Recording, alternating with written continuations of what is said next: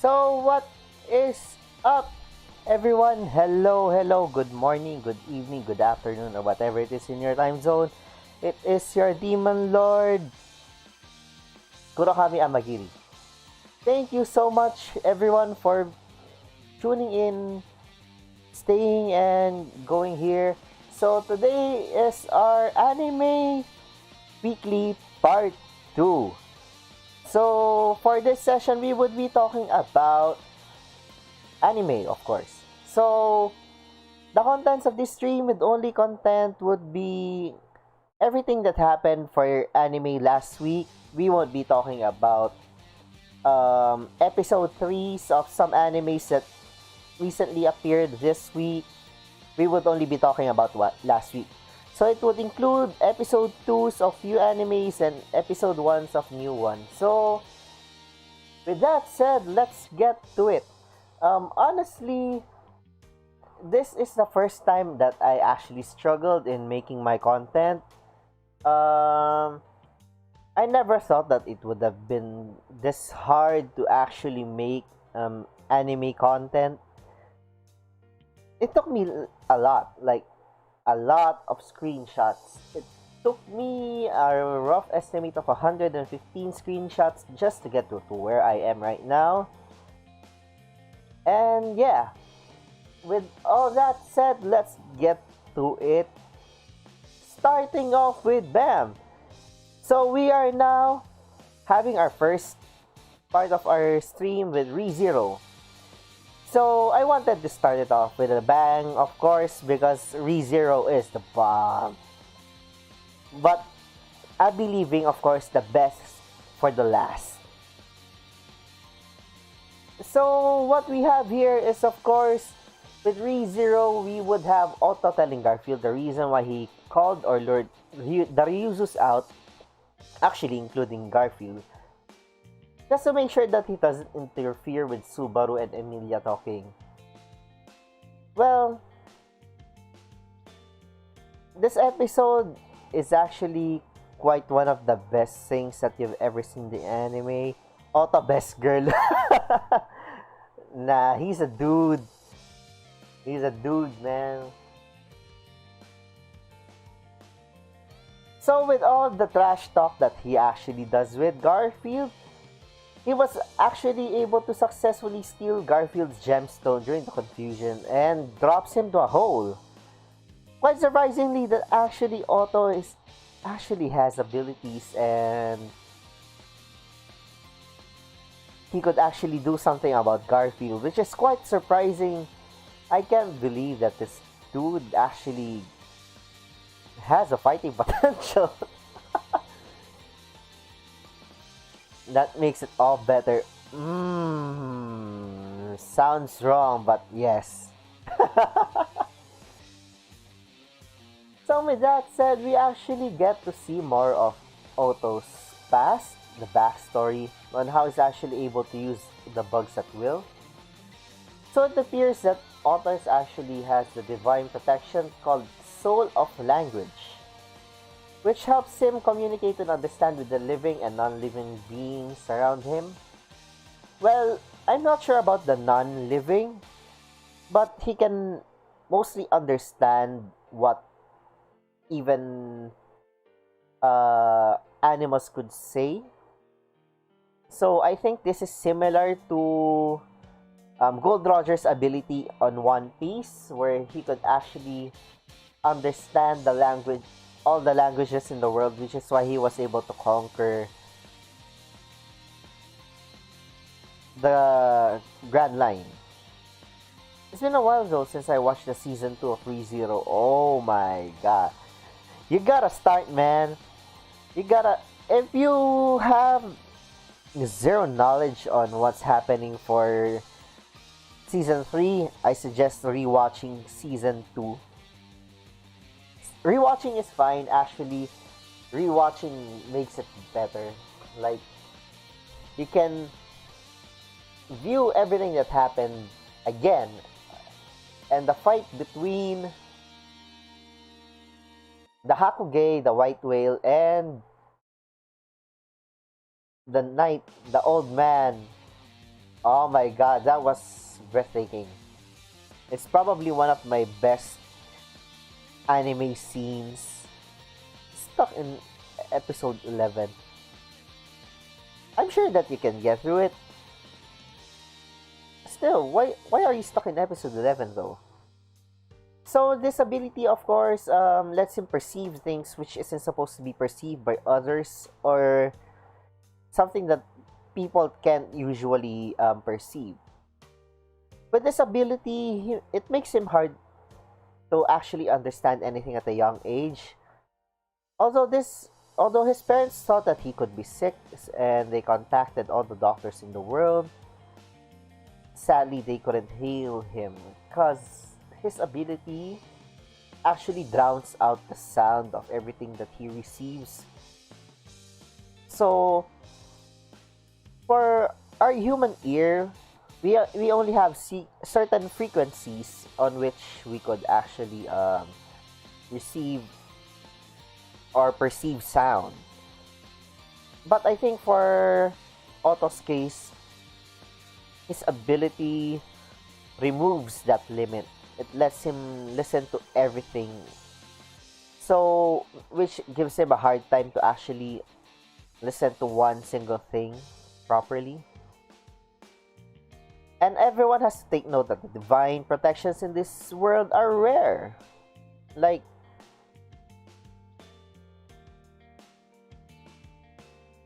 divine protections are literally gifts of the world wherein they give it to you one by one. And if you're one of those chosen beings, then usually you're someone important in the series. Well, I'm gonna do test stream number 16. Alright, Lamau, take care, Lamau. Thanks for dropping by. So having this ability gives an edge over everybody else in the series. Well, actually it depends on how your abilities work. So from the look of things, even though everyone doesn't give up on him, surprisingly he gets to communicate with his parents for the first time via writing letters. So of course, being someone who can understand things normally, you need to have special approach. Like, you gotta have a way to be able to contact the people around you or interact with them, which makes you a bit more normal in their terms. Although, well, not everybody are always wants to be perceived as normal. Well, this is one of the things that makes him normal for them, I guess. Although, there are still some things that you can hide from people. His eldest brother, actually the one here in the screenshot previously, the one with the red clothes, actually told him that you shouldn't go telling out people that you have these amazing powers. People will just use you. And then he also be like, I'm sorry, Land Dragon, I can't talk to you anymore since they would know that I have this kind of amazing ability. Alright, I won't talk to you anymore, bastard. And then somehow his youngest brother was able to see him do this stuff, and then yeah, you just have to spill the beans. So with this, his younger brother actually tells all the children their age that my older brother is amazing. He could talk to animals. He could understand what they're talking about, or even make friends with them. So of course, being able to tell people that you have amazing abilities means you have two choices, especially when you're hiding them. You either deny the claims of your younger brother or actually do it. Well, Otto is actually quite the nice kind of brother. what he did was to protect his younger brother from criticisms. He actually used his ability. Well, since he is in a young age, he can actually control his abilities yet. Of course, being able to have this ability shown in public would mean that he would get negative criticisms of this scale, especially if you're able to talk with bugs. It makes me remember uh who's this guy again? Aburame Shino from Naruto, where he could control bugs. If I remember correctly, his family had a lashback from what happened since being able to control bugs is kind of awkward, I guess, in a society. I'm not sure. Maybe it would depend on which society you're in from, but definitely controlling bugs is quite an eerie ability. Oh, wait a minute.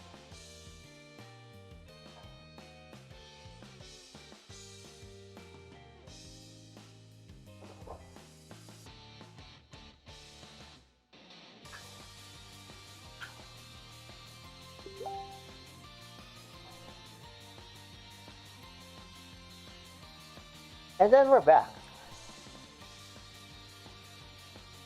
So, when Otto actually grew up, when he finally reached his teenager years, of course, he's still unable to get away from the past that he had, wherein people will still remember or even make fun of him for being a bug freak. Well, of course, with what happened, it kind of stuck with him. So, he tried his best to blend in back to society around him. However, the stigma that others had due to this previous experience didn't disappear actually. So, to make him feel that he's using his abilities properly, he actually tried to prove to one of his bullies that he wasn't seducing the dude's girlfriend. You see. And tried to find out the truth about it. Well, sadly, since the girl was extremely rich and powerful in the entire town, well, you get what happens. So he left town, became a merchant, and he hopes that he could earn a lot during his travels to start up his own shop. Actually, that's his dream, to be able to start up his own shop. So he actually went around place to place, and he's actually able to start a good run until sadly one of his travels he does meet up with death. Beetlejuice death. Death. I can do the neck breaking motion. Death. So yeah, he was actually kidnapped by Beetlejuice, and that's how he was saved by Subaru during the witch hunt. So Otto also hinted every time he cried, something major usually happens in his life. And for one of these things, being saved by Subaru's witch hunt was actually the one of them. So I think on this case, rather than being a friend, I think Otto thinks of Subaru more as a savior. So for this scene, it goes back to the present time where it is seen that Otto was actually able to use his abilities for the first time, the full use. So it does have some negative bad effects on him, and which caused him to have a nosebleed.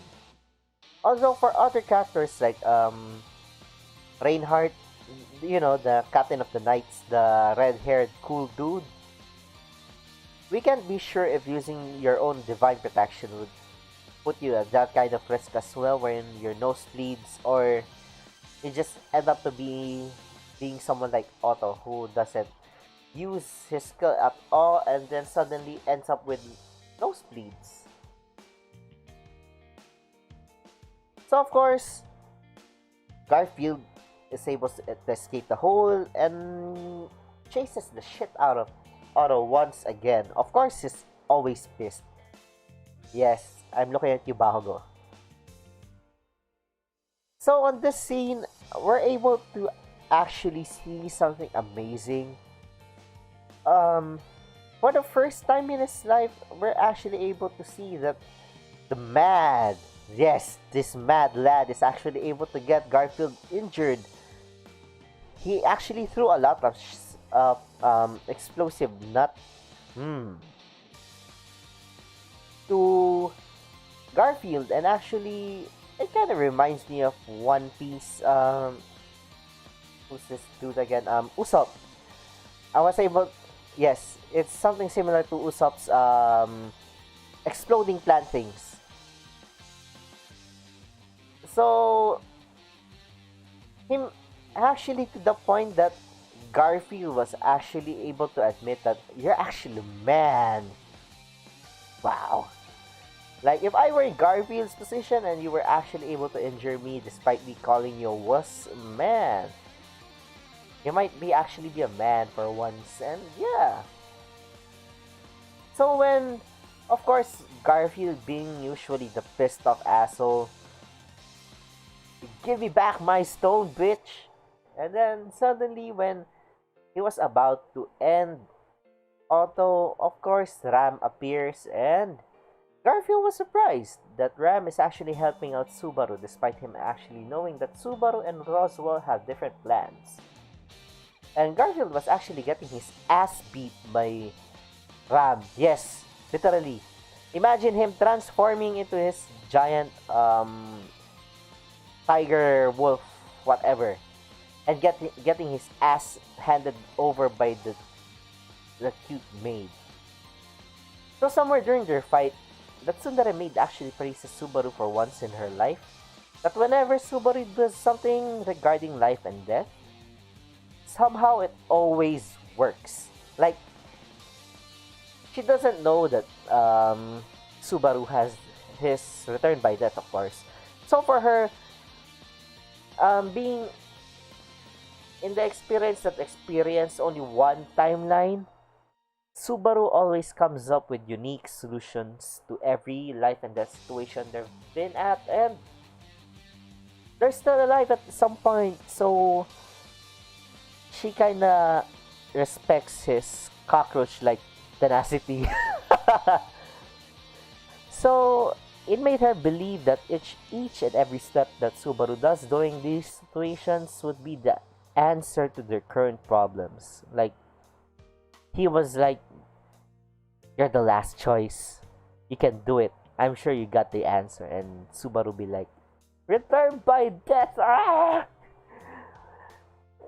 And of course, people doesn't actually know what he feels.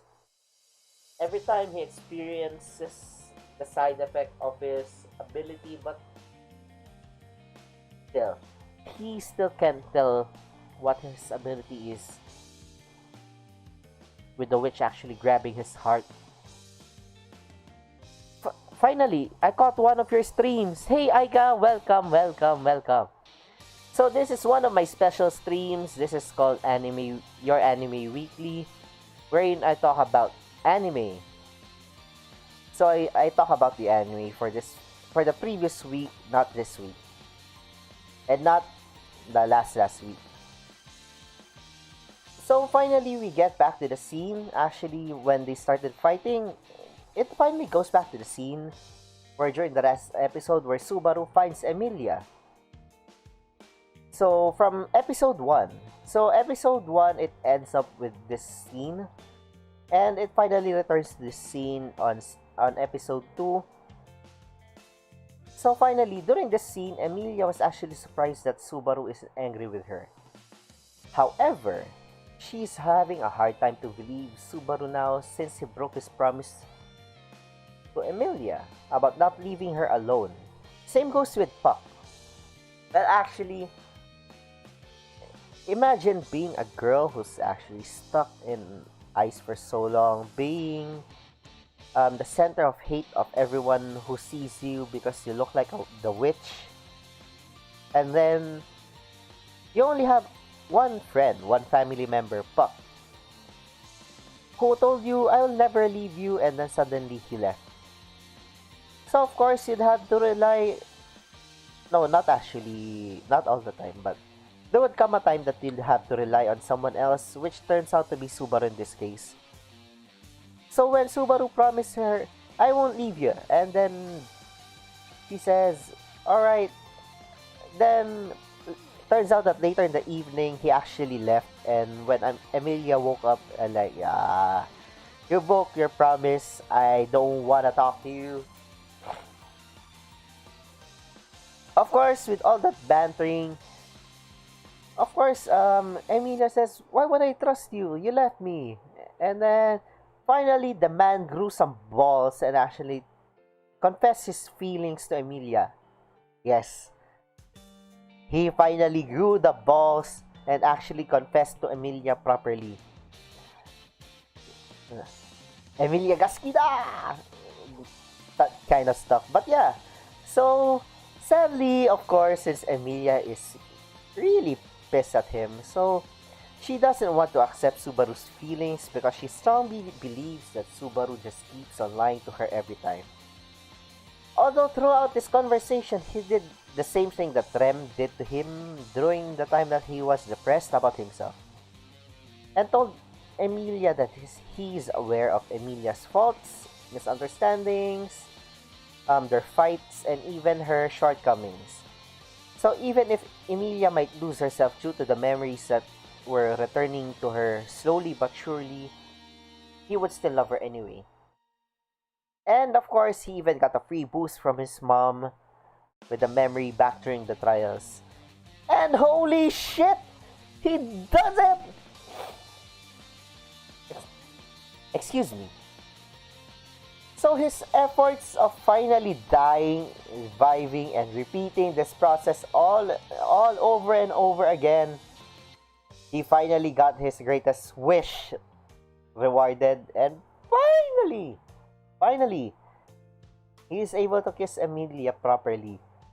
It wasn't like back in the last season wherein an obsessed Emilia be like, "I'll kiss you because you're the only one who's important to me in the world." So he finally got his greatest wish reward. Thank you, Aika.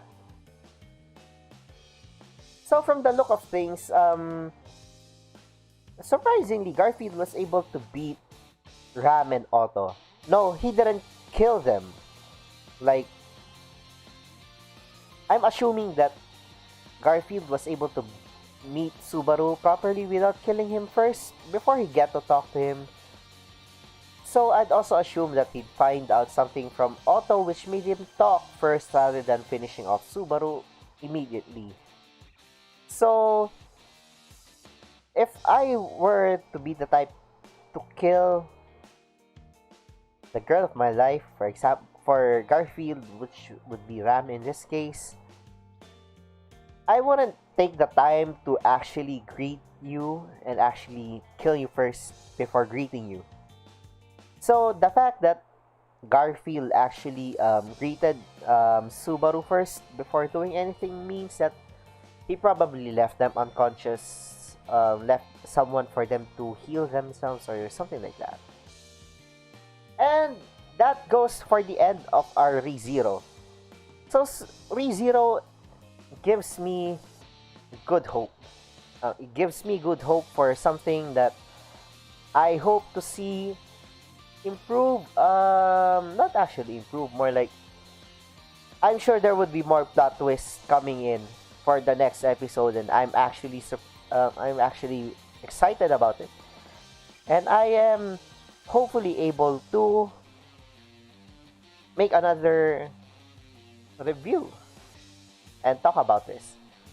So for our next anime, it would be Oradake Haireru Kakushi Dungeon, or The secret dungeon where only I know, or something along those lines. My only hidden dungeon.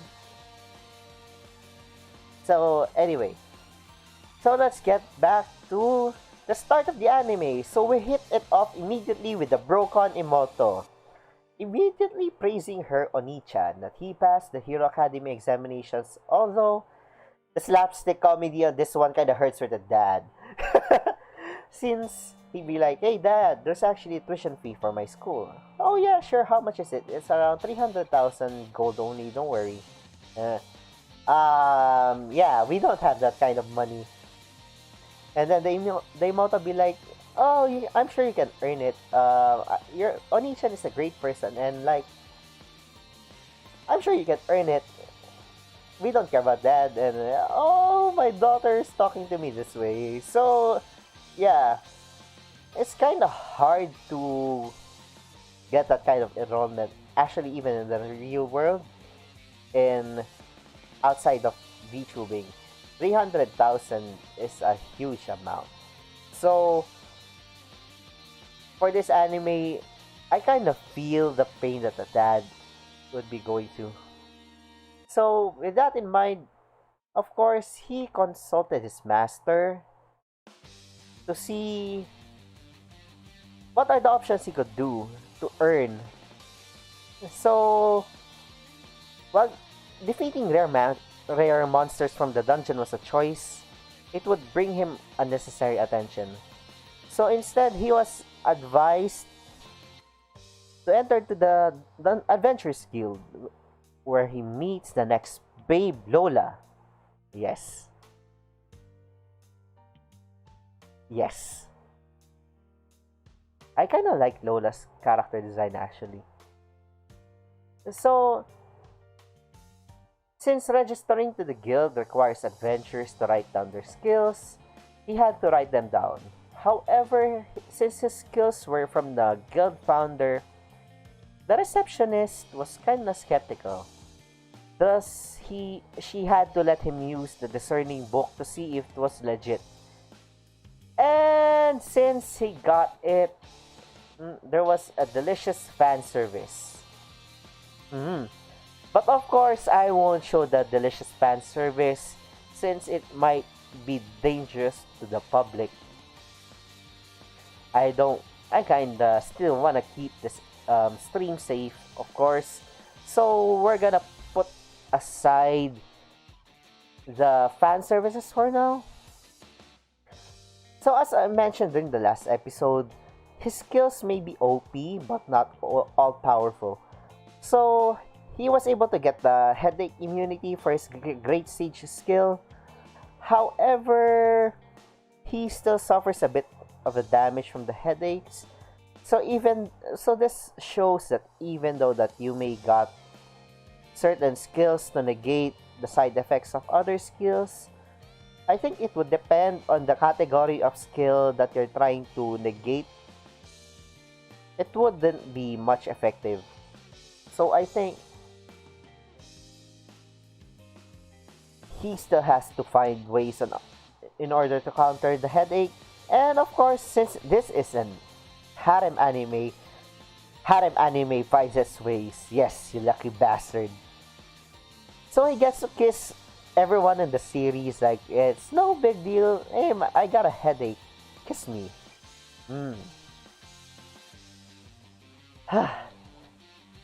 I guess even Belle Cranel from that anime would be kind of be jealous of this kinds of developments, no? I mean, I gotta be honest. I want harems too. Where are the harems? Harems, where are you? So I want in as well. Yes. So Emma actually officially joins the Adventurers Guild since he didn't tell Emma that he'd be joining one, so Emma be like, I want to join the Adventurers Guild. And then there she is now. Of course, since there's a lot of waifus for this anime, it is now time for you to pick your waifu. Team Emma or Team Lola? If you ask me, this is a hard choice. Amagiri wants harem. Aika, harem is almost every man's dream. Like, if you gotta, there won't be one single proper man who wouldn't want to experience this kind of thing once. And believe me, as a demon lord, I also know in my deepest desire that I want this. So of course, being in the Adventurers Guild means that you have to prove your worth. So, Adventurers Guild, doing quests, hunting monsters, farming plants, or whatever, or bodyguard duties. That's what you do in an Adventurers Guild. So, of course, since Emma doesn't want to lose our main protagonist, she does her best to hunt for a specific monster that's kind of out of her league. So when she does so, of course, being the damsel distress, the DID, also, whatever happened to Emma after fighting to the monsters above her level. So, since Noir wanted to help her defeat it, he surprisingly has ways to make expenses with his skills less expensive. So for example, to upgrade skills, he needs to spend around 800 life points. So rather than giving out and upgrading that kind of skill, he would rather actually edit your current skill instead, in order for you to be able to be stronger and use lesser LP. So of course, he has to have those delicious fan services to keep up for the expenses. But man,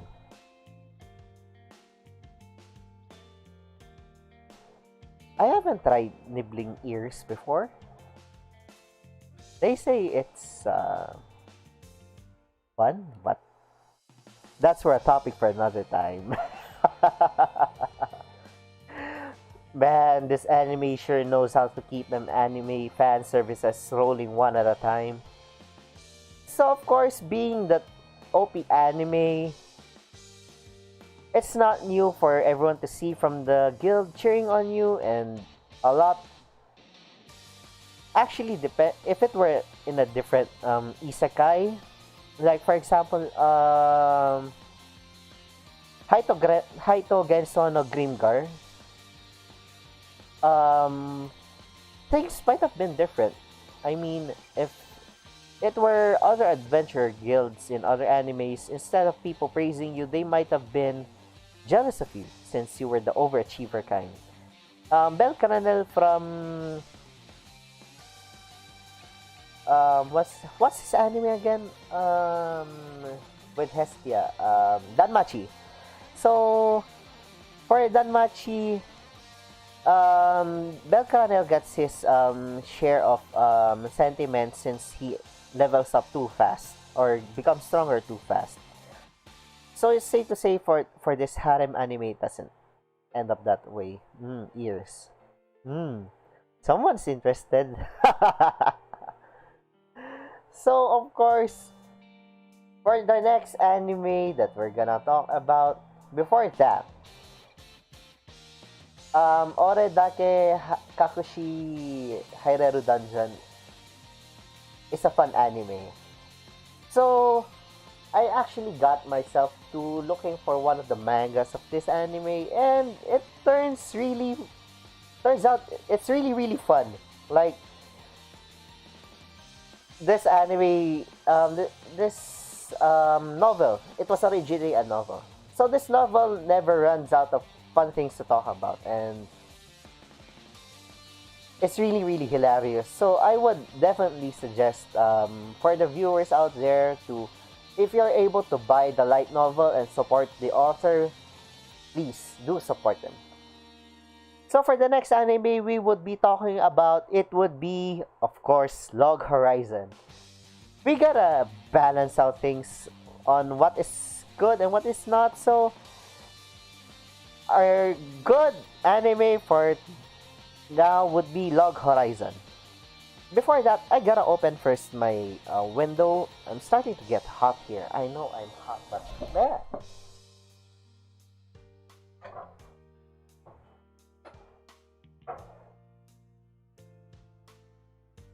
And I am back. So, for Log Horizon actually starts up with something bad. So, Log Horizon actually starts with honesty, leaving the round table. So, it could be the start of something bad for Akiba. I mean, with the foundation of the Akiba government. Log Horizon, more say so. Yes. So actually, Log Horizon is actually one of my top tier anime. If I were to give a tier list of what is a what is a good anime, Log Horizon is definitely one of the good things around there. With my number one, of course, being Death Note.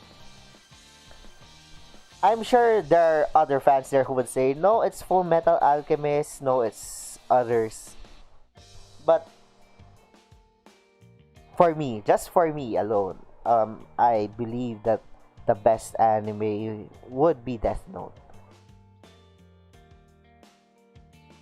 Of course, for the topic of the best anime, it would be another topic for another episode. So we'll continue now. So to be honest, I actually wanted to read the light novel for Log Horizon so bad. I mean, I'm really pumped up now and I really, really want to read it. Somehow, I can't seem to find the copies of the light novel. More of the fan-released ones. Um, if I remember correctly, Yen Press isn't up to date yet with the current releases compared to the fan-made ones. So, I would be actually be purchasing the Yen Press releases as well once that I actually have the capability to purchase them already. So there might come a time where I had to look for the light novel sooner or later once I've grown desperate enough to actually read when I have nothing else to watch. Well, for those who doesn't know, I'm actually an avid fan of light novels for series that have good storytelling. And Log Horizon is definitely one of the best ones out there. So before the separation of honesty, the anime starts off first with their official announcement. During this part, they were making plans on actually how to contact the people from the moon. And after checking the Tokyo Communications Building, yeah, I think that's what it's called. So it found they during the last major raid, the one where the minuses appeared. So it happened that there were more of technical problems rather than monetary. So that said, DDD actually reported that they found a way to contact Krusty, and they would give out their report about this on a later date. From the look of things though, Honesty's main job in the round table was to find ways in order for them to use the fairy rings or the teleportation device. I bit my tongue. Wait. My tongue. So, Honesty's main job in the round table was to find ways in order for them to use the fairy rings or teleportation devices in-game. So, for teleportation devices in-game is weird compared to modern MMORPGs that we know. At least for this anime. I mean, for common MMORPGs, teleportation devices are something that you can manually operate to get where you want to go. But this doesn't seem to be the case for Log Horizon. So for them, they actually have a timetable wherein they would need to know the time and day they would need to enter these rings. to make sure that they would get to the desired location. Oh, I hate it when I bite my tongue too. Yes, I talk a lot, so it happens a lot. So, to give you an example, this is the Aether Crystal from Final Fantasy XIV. So, it's one of those things that the players generally use to teleport from place to place within the city or intercity. So, for an MMORPG player like me, this kind of system with Log Horizon is actually quite a problem. I mean, a system like this would be hard for me since I'm both working and playing at the same time. So, should my work or sleep be in the middle of the timetable where I need to get to that place, I want to be able to enjoy the teleportation system implemented in the game. So, instead of going straight through, for example, I want to go from town A to town B. So, instead of going directly to town B, I still have to travel to town C or town D and have to make my own travels just to get to town B.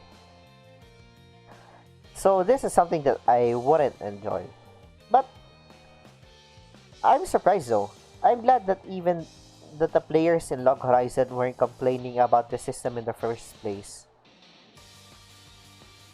Well, I kinda feel bad for Honesty. For Honesty not being able to complete their jobs despite having a lot of fundings on the round table would, well, people would think that they were leechers. Like, imagine being poor yet you're the largest guild. Then people at this point think that they're using their place in the round table to keep funds to themselves. Since you're a large guild, you're supposed to be able to do a lot of things. But sadly, since your guild isn't that well off, since you're up to a different job, they're having a hard time actually to earn. So this is a hard moment for Honesty, to be honest. Definitely not a pun intended. So if I were to be the guild master, it's gonna take I'm gonna take one in the gut from these comments despite my true intentions. So being Eins is hard.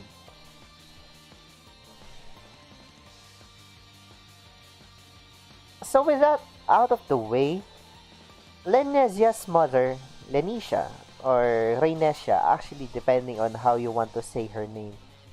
But the official translations actually uses Lanesia.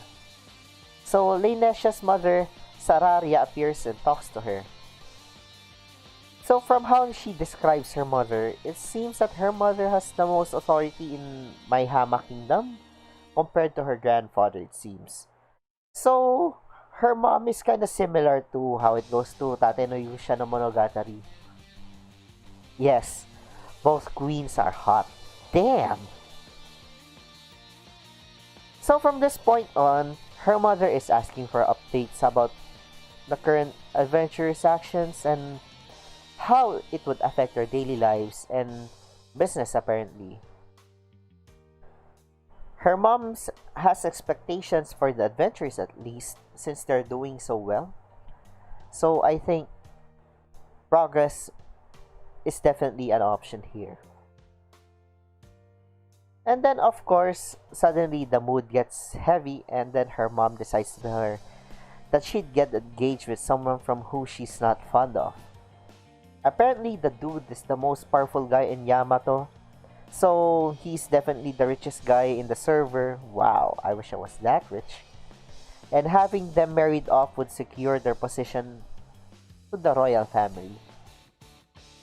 So what would happen would be, should Rainesia marry this dude, their country would actually get the most powers out of it since they got to tie up with the most powerful. persons there. Sana all ako hindi makasalita. Why? What happened, Janesu? So, this is how it goes actually with royal families and their traditions to wed off their children to someone they don't really like. Well, it's actually a hit or miss. If they actually get married off to someone they actually like, ReZero Rem only. Actually, we're both Team Rem. But since this is in the time yet for my preferences, actually, I wanted to make a topic for my preferences as well. But I guess it would be something for the future. Subaru no Baka. Yes. Subaru des. I mean, yes, Subaru's an idiot.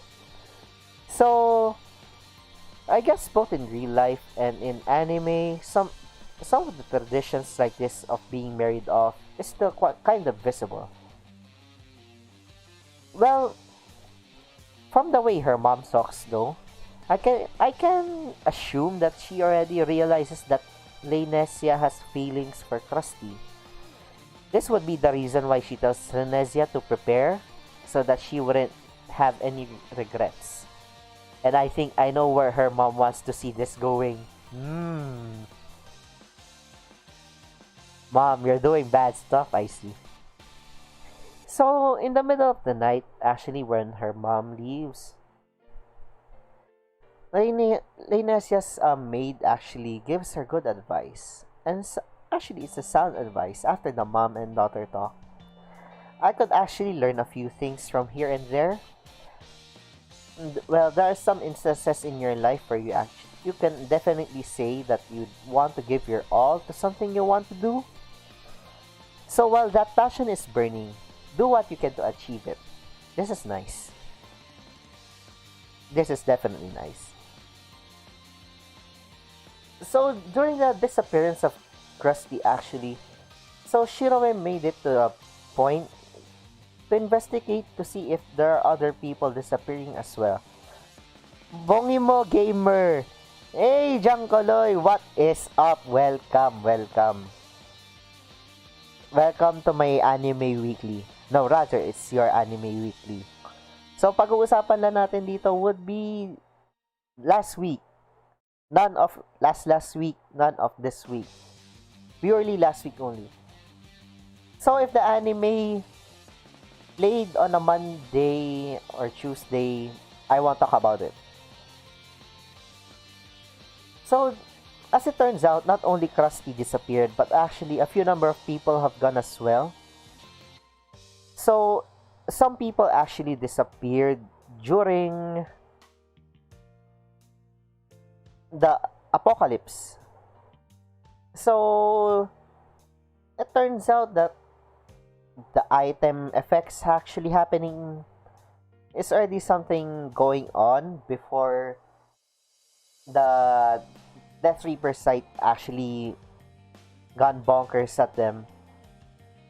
So they already had made assumptions that these people could have reached the logout state of the game during their disappearance. However, in Krusty's case in mind, I think they could also be transported to somewhere else, or maybe even to the moon. I mean, if you were transported already to the moon, then man, you're dead.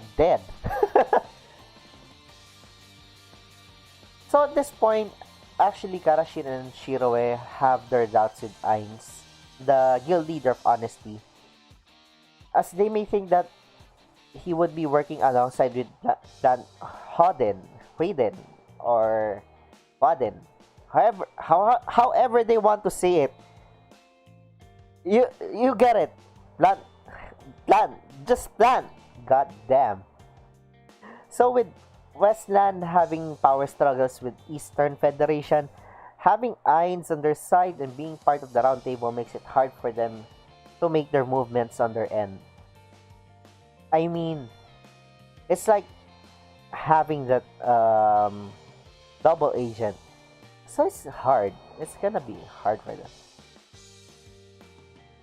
So during Akatsuki and Leinesia's girls' date out, she finally tells Akatsuki that she's being wedded off to someone and tells her that this is normal within their family traditions. Although Akatsuki even thinks that Leinesia would be dating Krusty as well. However, Akatsuki points out that regardless of Krusty's duties, falling in love with someone you really like isn't a mistake at all. So, however, Leinesia thinks that Krusty might have left her because he didn't want his duties as a knight anymore. Well, sad for her. Well, if you were to ask me, I would also be her like. I want to be her knight too. So that said, she's kind of disappointed in Krusty. So they finally went back to the present time, and Ainz is actually having a hard time to convince Shopping District 8 to release more funds to create jobs for their guild members. Although when Ainz tells Karashin, "Oh, but I heard your guild bought something, and I thought you didn't have money for it." And sadly, Karashin plays it cool by saying that his guild didn't purchase stuff. Like, rather than the guild, the people in this guild were the ones who made their own businesses than the guild. So, for people who didn't understand that, so it was like saying, this property wasn't purchased by me, but rather it was purchased by my friend. But however, since we're friends, I could borrow their property, but don't get it wrong, it's not mine, it's theirs. It's something along those kind of lines. So that said, this conversation goes rather down south, and I think that they're mocking him with their small talks, honestly. So when it's Shiroe's time to talk sense to Ainz, he definitely says that the round table definitely supports the average adventurers to get satisfactory jobs during the problem arises. However, there's kind of big of an issue here. So the issue for this one would be Ainz kind of declared that Krusty was kind of like the leader of the round table.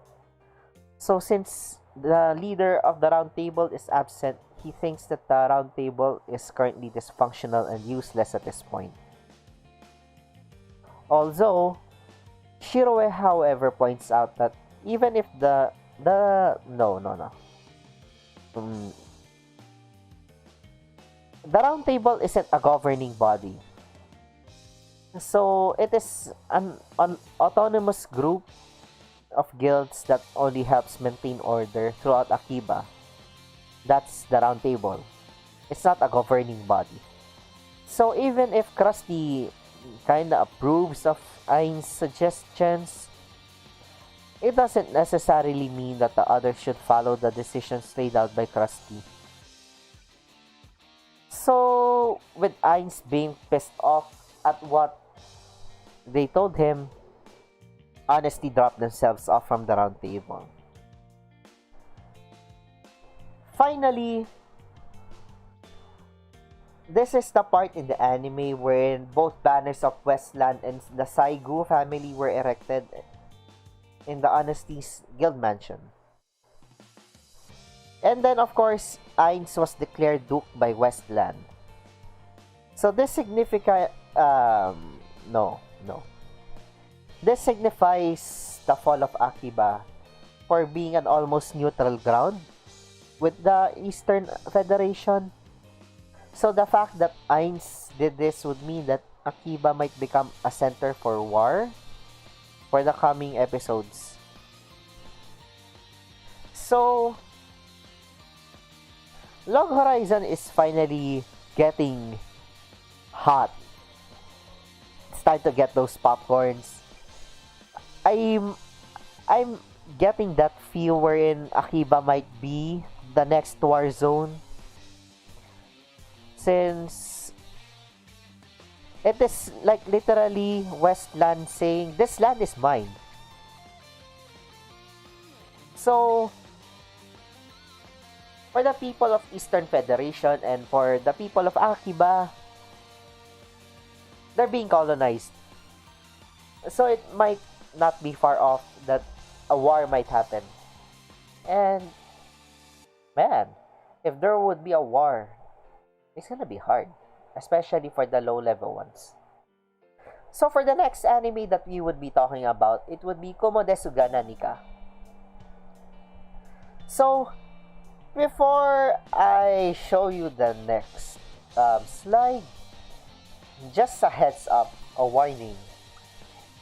I'm sure that there are arachnophobic people out there. So this anime might not just be for you.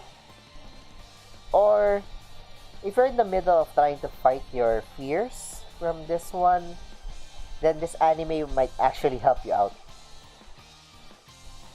So at the start of the anime quickly shows up that the school was hit by a huge light. I thought it was a nuclear bunkers. And everyone, I think that's everyone from the class, were transported to the other world immediately. And the main character suddenly appears and reincarnated as a spider. And I'm actually surprised. Rather than being disappointed, shocked, she kind of quickly accepted the fact that, oh, I was reborn as a spider. Alright, move on. It's hard. Imagine being used to a human body, then suddenly being transferred to a body of a spider. Or slime in the next anime that I would be talking about later. So I'm actually surprised that she's actually, alright, I'm a spider. Alright, move on. So actually, after this part, the anime song kicks off. So the song is called Weaving Your Spider Way but by Riko Azuna. So this song is actually good. And actually, I might actually add this song to the list of the anime songs that I've been listening to. This song is nice. Although I gotta say, this anime right now is running more on 3D than 2D. I mean, of course, you get to see the 2D parts when they're using people, when they're drawing characters. Although, for the background, they're more of using 3D right now, and I think that's amazing. It looks less of 3D, so it's a 2.5D, I guess. I could call it a 2.5D. The 3D production is amazing. And Kumoko, if you're actually listening to her talk, she's kind of talking like Kiryu Koko. So, watashi wa Nihonjin desu. I see. You also actually like popcorn. Toka. Naruhodo, amazing. So she's speaking Japanglish. I don't know if it's cringe to you guys, but yeah, she's kind of doing that Japanglish thing. And I think this is amazing. So the first thing that she sees though is cannibalism. So I won't be posting cannibalism screenshots here, since this anime is both cute and morbid. It's kind of hard to place on where I should side with this anime. It's hard. So moving forward, she did her best to run away from the nest to ensure her safety, while having her own internal dialogue. From the way she talks, she's actually hinting already that she knows a bit about the patterns to get herself isekai, which is funny considering she's a teacher, I guess, from the way she talked previously, or I think she's a student. So she's one of us. Haha, she's one of us.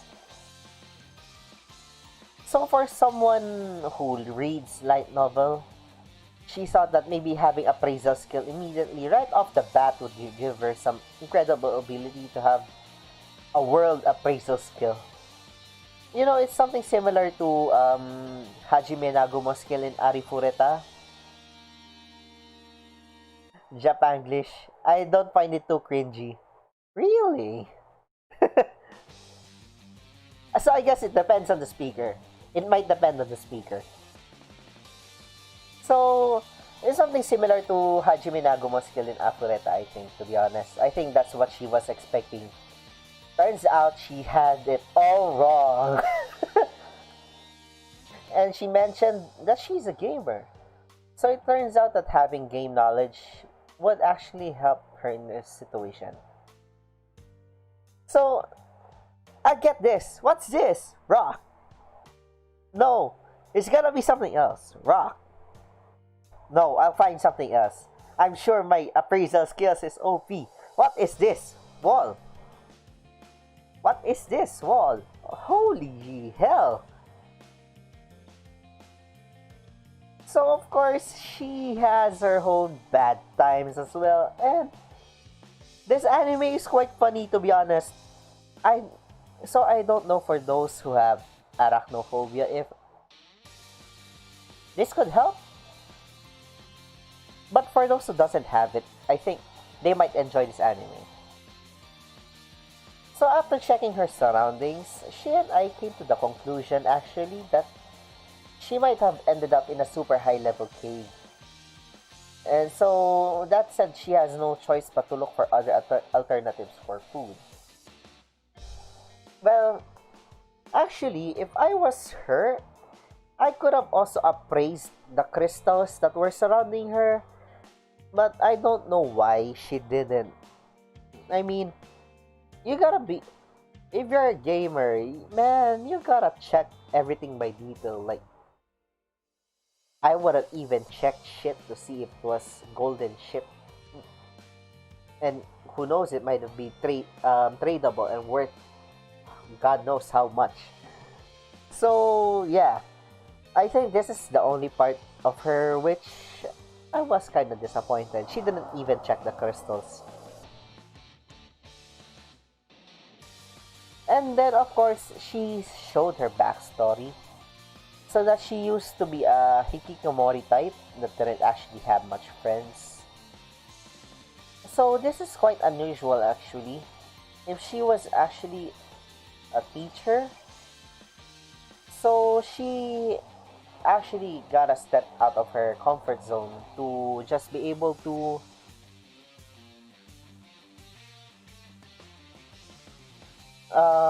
get a job. So this is unusual. And when I think about it, and then she thinks that she's being a spider's fine. So since spiders actually like to hang out on their webs, being a hikikomori and being a spider is like the same thing to her. Oh my god.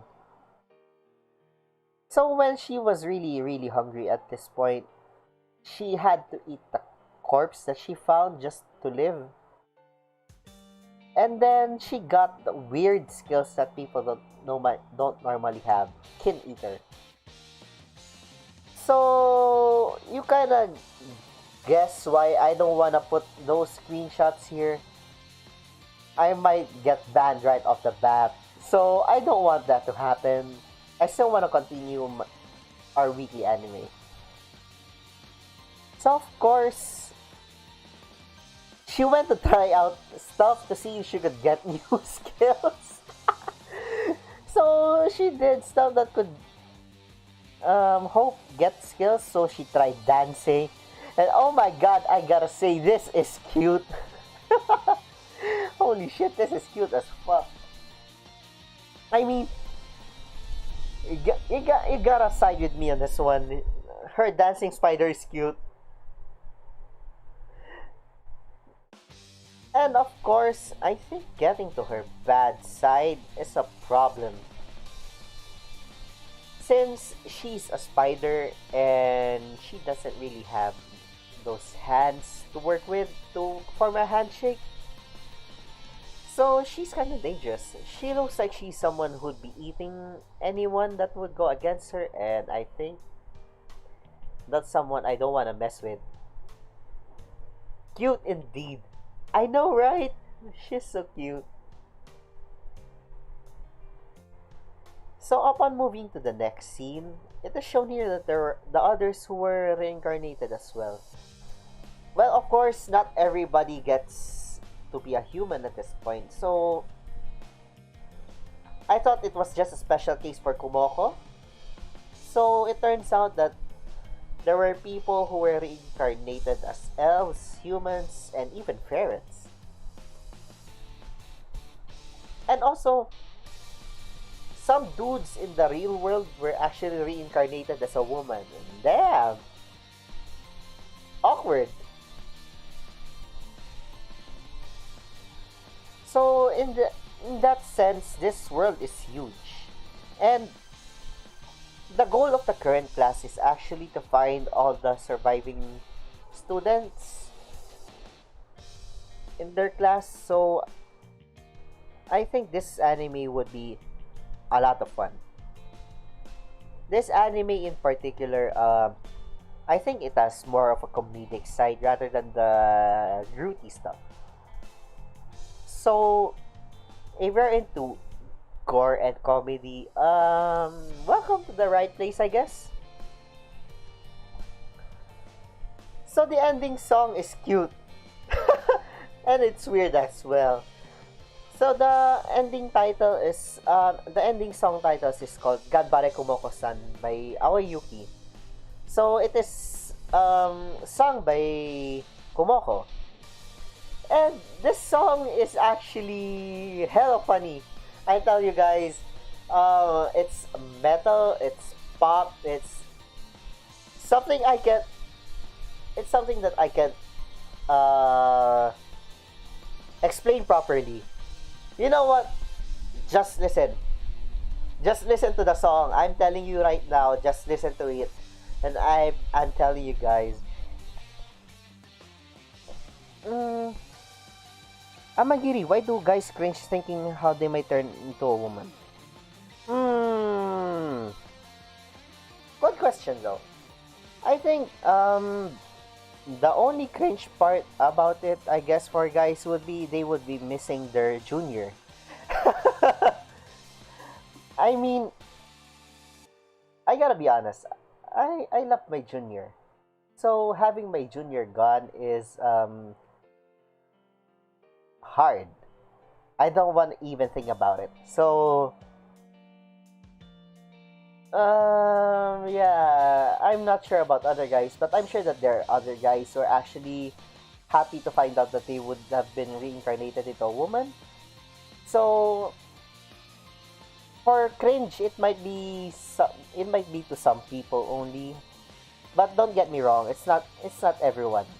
I'm not pointing out that it's for everyone. I wanna listen to this song. Yes, yes, do listen to it. So for the next anime that we would be talking about would be Mushoku Tensei. So the anime starts off with the main character already being hit by Truck-kun. So for an anime to start off with hints of a bloody mess gives us a hint of a content it might have. So you would see guts on some parts of this anime. And also, a quick trivia. So, Mushoku Tensei was actually one of the very first few isekai genre light novels that were made. So, this is one of the light novels where Truck-kun made his first debut before the mainstream media turned him into the teleportation to the isekai world. So, This anime is actually one of the ones that made Truckon popular. So, I think this trivia might be a surprise for all for those who thought that Truckon might have started from the other isekai mangas or light novels that they've been reading. But this one has been the first one of the first ones. And then, of course, since he was reincarnated, he wasn't like the type of reincarnated from the others wherein they get to choose their stats, they get to choose their parents, they get to choose their skills. No, no, no, no. None of that happens in this one. So this one, he was literally RNG in a rural village. Oh my god. What is Uptung? So he was born in a rural village. He was born in a remote village. And then when the time he was born, he already took in the body of a child with a delicious view. Delicious. For this anime, I think this anime is rather one of the unique ones, wherein the character doesn't have the convenient game-like skills. They don't have the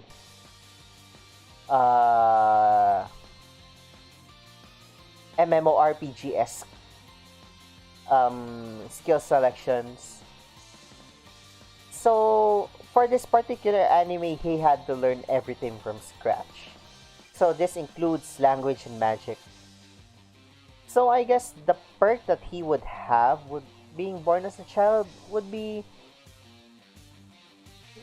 he could absorb a lot of information easily compared to just being transported and literally get a new redo on his life. Delicious view. Baby sees nutrition. Yes. I wanna be that baby too. Yes. Now, before being sidetracked, by the time he learned to walk, he actually tried to see if he could learn magic. Well, it actually came a time wherein he was able to learn to walk, so he sees his dad doing sword arts and then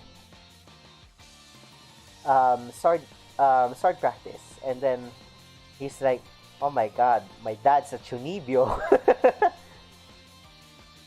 So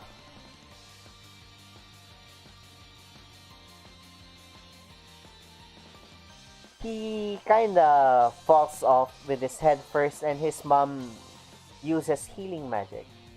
So he kinda thought initially, oh my god, are these two weebs? But no, it turns out that after his mom's incantation, magic did happen. So he kinda he finally realized that he wasn't born in the same earth.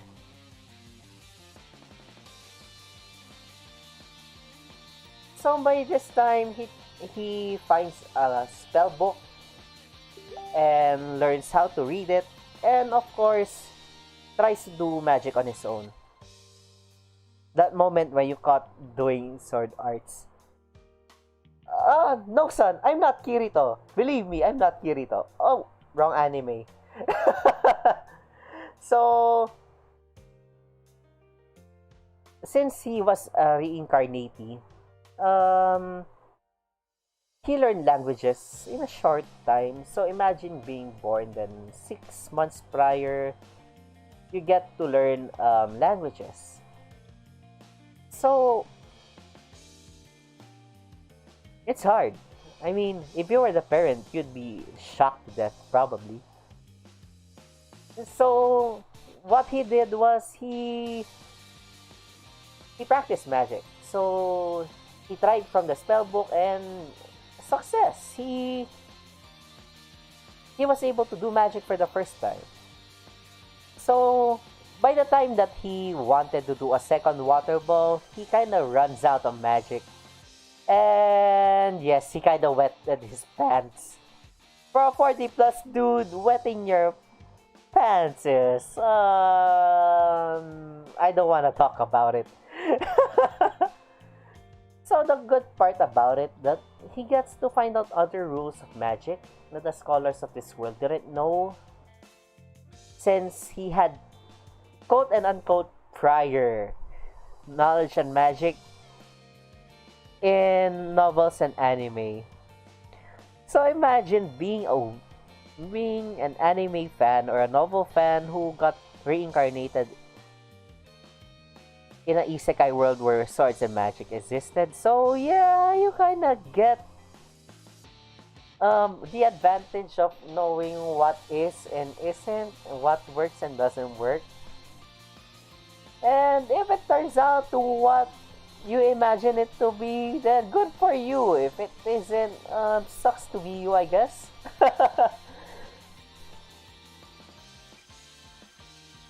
So there, of course, yeah, he kinda get to wet his pants. So the only thing to worry about in this anime that the fan service would be kinda literal. Gotta say, they gotta know when to hold back when it counts, but delicious fan service. So with Rudy being able to learn how to use magic as he grows up, he learns other tricks on how to improve his no chant magic. Chantless magic, one could say. So finally, when he learned how to use intermediate magic, he kinda accidentally made a hole in his house study. Of course, being the only person in that room, you can't hide the fact that you're able to use magic now. So of course, being able to use intermediate magic at his age, his mom kind of went bonkers and, you know what? Let's turn him to a sage. Let's turn him to a mage. And then his dad, no, he was born as a man. He's gotta learn swords. He's gonna learn swordsmanship. He's gotta learn sword from me. And in the middle of their fight, the maid kinda advised them that why don't he learn magic in the morning and swordsmanship in the afternoon? And they like, oh honey, I love you so much. Yeah, I love you too. Oh my god, the anime. And of course, since you're a magician now, you're a wizard now, Harry. So you gotta learn from a magic tutor. And of course, yes, the tutor appeared. Yes, the cute stoic lolly magician appeared. Of course.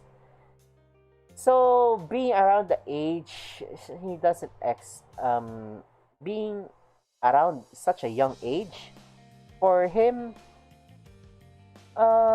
she didn't expect much from our protagonist. Now, of course, our usual plot twist.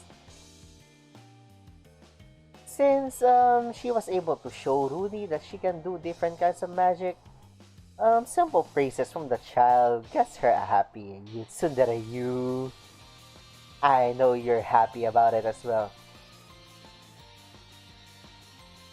So, upon him trying to copy the incantation for water ball magic, the magical fan service appeared, and he had to cut his spell short by accident. Well, you can't help it. Fan service. No, my neck is doing the same thing. Bad Rudy, you're making my neck go as well. You horny little shit. So, well, not really little, since he's an old man. So, of course, she was surprised that he could do chantless magic after all. Although being consoled by the child doesn't help, if you ask me.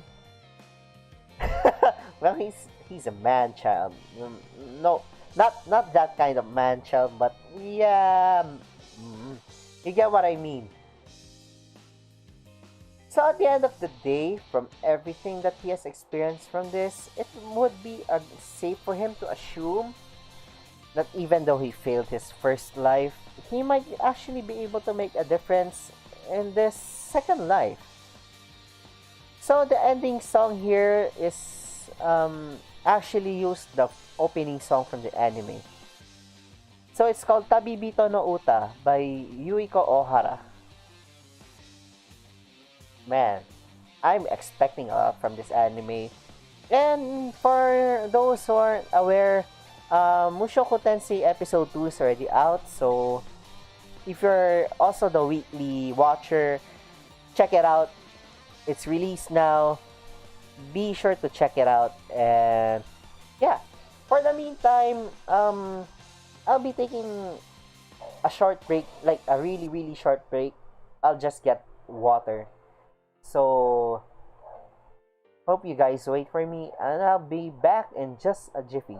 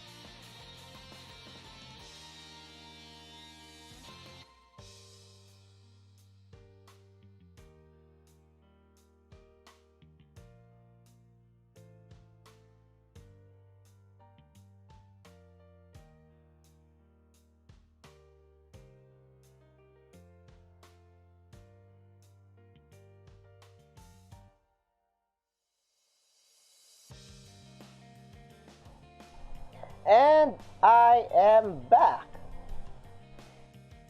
So, I do apologize for the sudden pause. I gotta have to get water as well. My throat is starting to get a little dry. But yeah, let us now move on to our next anime. The next anime we have on our list is Urasekai Picnic. So right off the bat, right off the bat, Yuri. I knew it. This anime is Yuri. Mmm, delicious. I mean, yeah, kidding aside, they were finally able to find something weird upon themselves. So, Sorao, the girl with the glasses, Sorao's right eye actually turned blue, and Toriko's left hand became transparent. So, well, with their previous encounters that they had with the specific monster they had, supernatural events kind of happened with their body parts. Then, boom! The opening song. Yes, hydration is important. Yes, thank you, Aika. Thank you, thank you.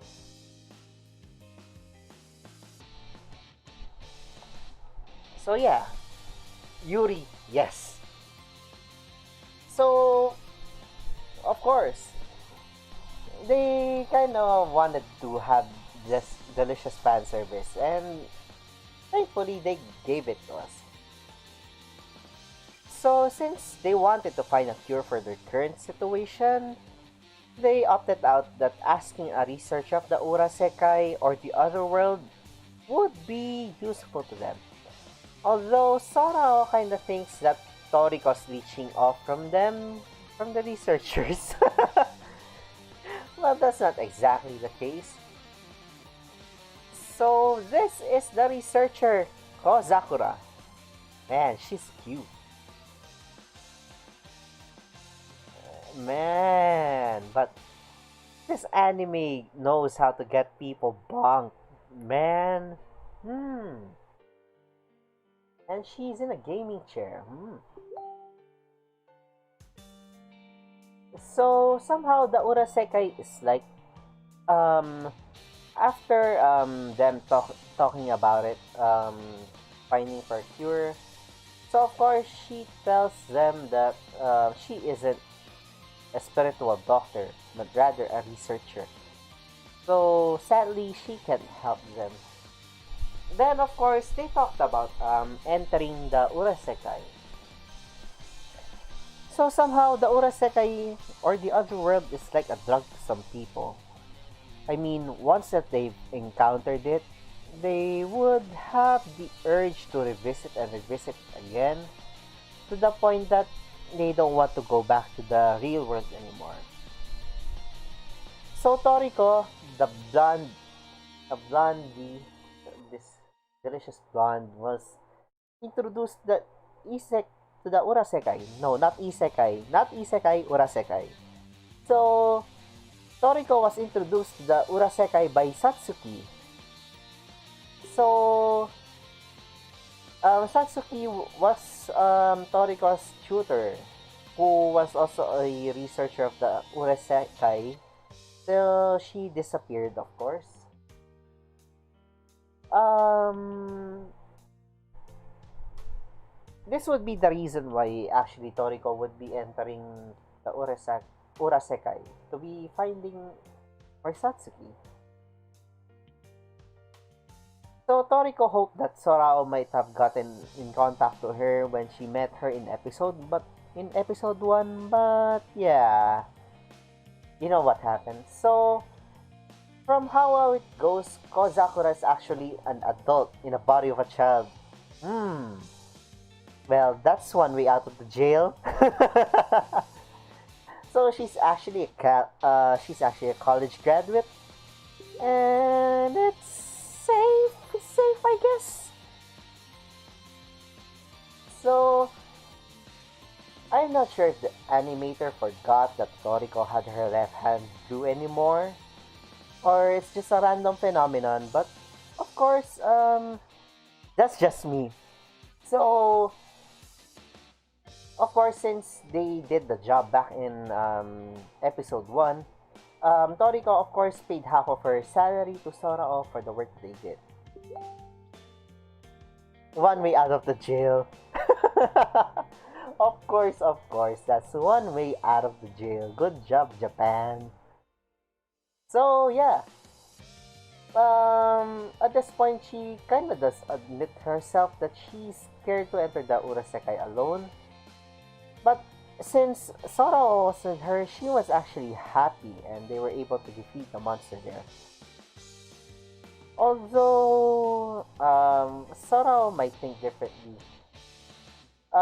She actually thinks negatively towards Toriko since Toriko herself told Satsuki that um,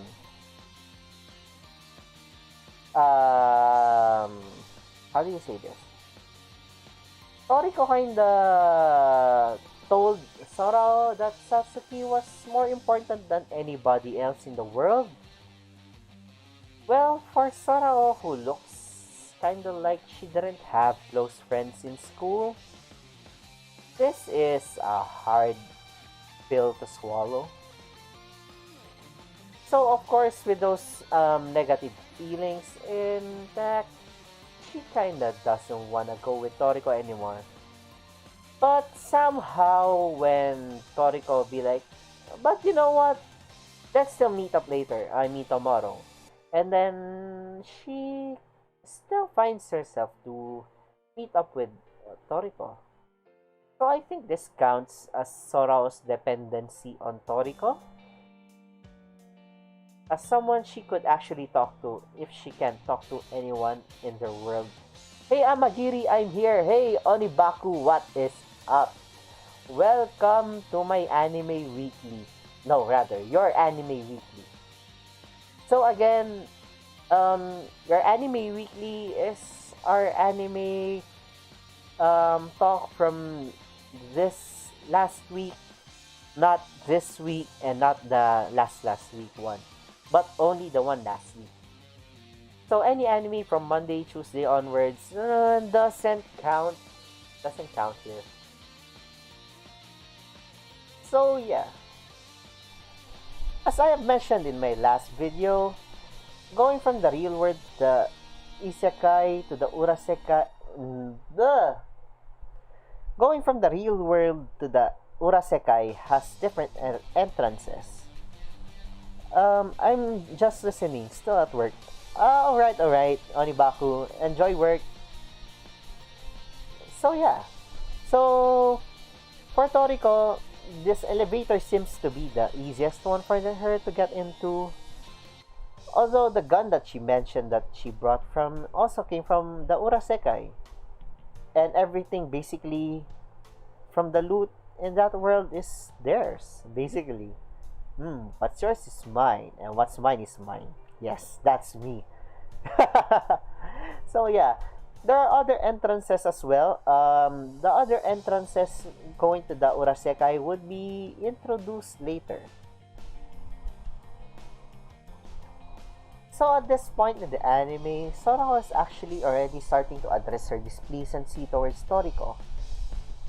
Of course, Toriko isn't that slow in picking up those signs and tells her to stop acting like a child. And until they were pointed out with a gun by someone they found in the Urasekai. This is hard. Imagine wandering in a world where there's not much people, that suddenly freeze and then you're pointed out with an AK. No, this is not Master. This might be Master's AK, but no, it's not her. Wait a minute, guys.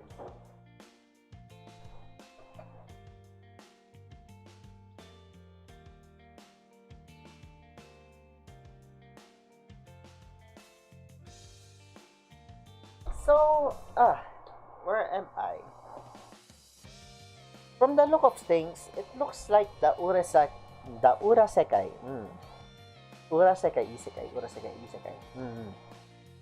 So, the Urasekai isn't just an open world wherein they could just travel as they please. So, the man who pointed the gun at them actually kinda saved their lives. So, since the step that they almost took would have turned them into ash. So, the Urasekai is, it seems to be a world where it has its own natural labyrinths. So, if anyone should travel in this world, they kinda have to be more careful before doing anything at all. So, apparently, the man they found is also looking for someone as well. Good job. So based from the story of this man, there are people who are living in this world as well, and they have been taking and abducting people from the real world to the Urasekai. So for him to find out how those people are from Urasekai or not, it seems that they have to be emotionless or incapable of expressing feelings. I think this would be the only issue that the people at Urasekai would have from the people in our dimension or in our world. So as I have mentioned, there are other entrances. And in Japanese folklores, they say that by going through certain patterns in an elevator may get you to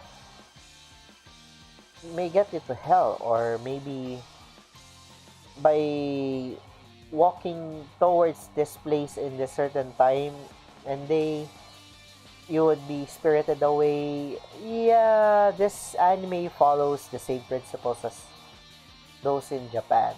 So from what I've guessed also back in the previous episode, it might be more of Japanese ghost and Japanese ghost lores that you'd be seeing here. So, while the two of them would want to find their loved ones immediately, for Sorao, she just wants to stay inside in the Urasekai.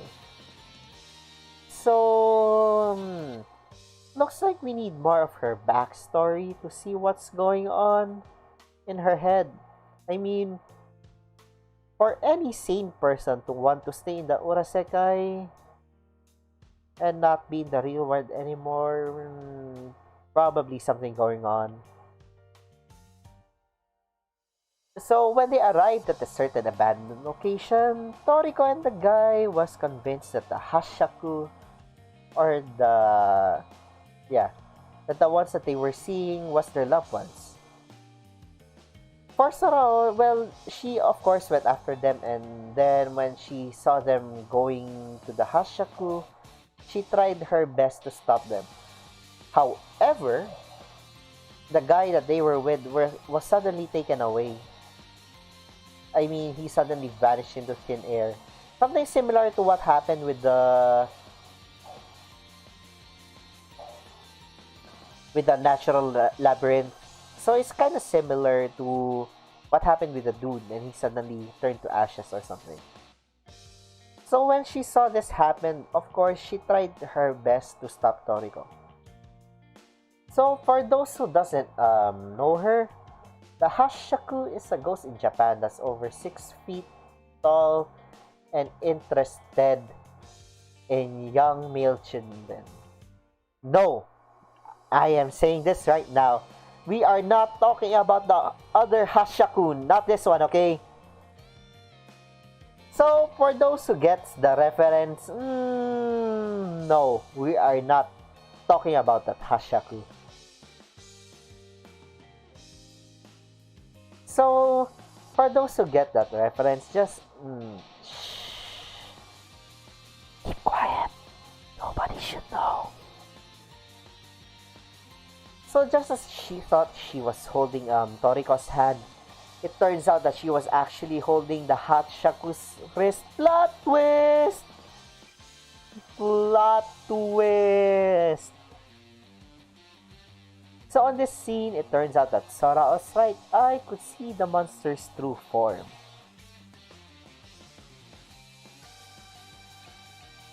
So, while Toriko's left hand actually is able to grab the monster's true form. So with the combined teamwork of Yuri and friendship, they were able to beat the Hashaku. Yay! So, this anime is love, friendship, and Yuri. So after defeating the Hashaku, they were able to return to the real world. So, I don't get how the Urasekai works. Since they defeated the Wiggle Wiggle monster, they didn't get transported back to the real world.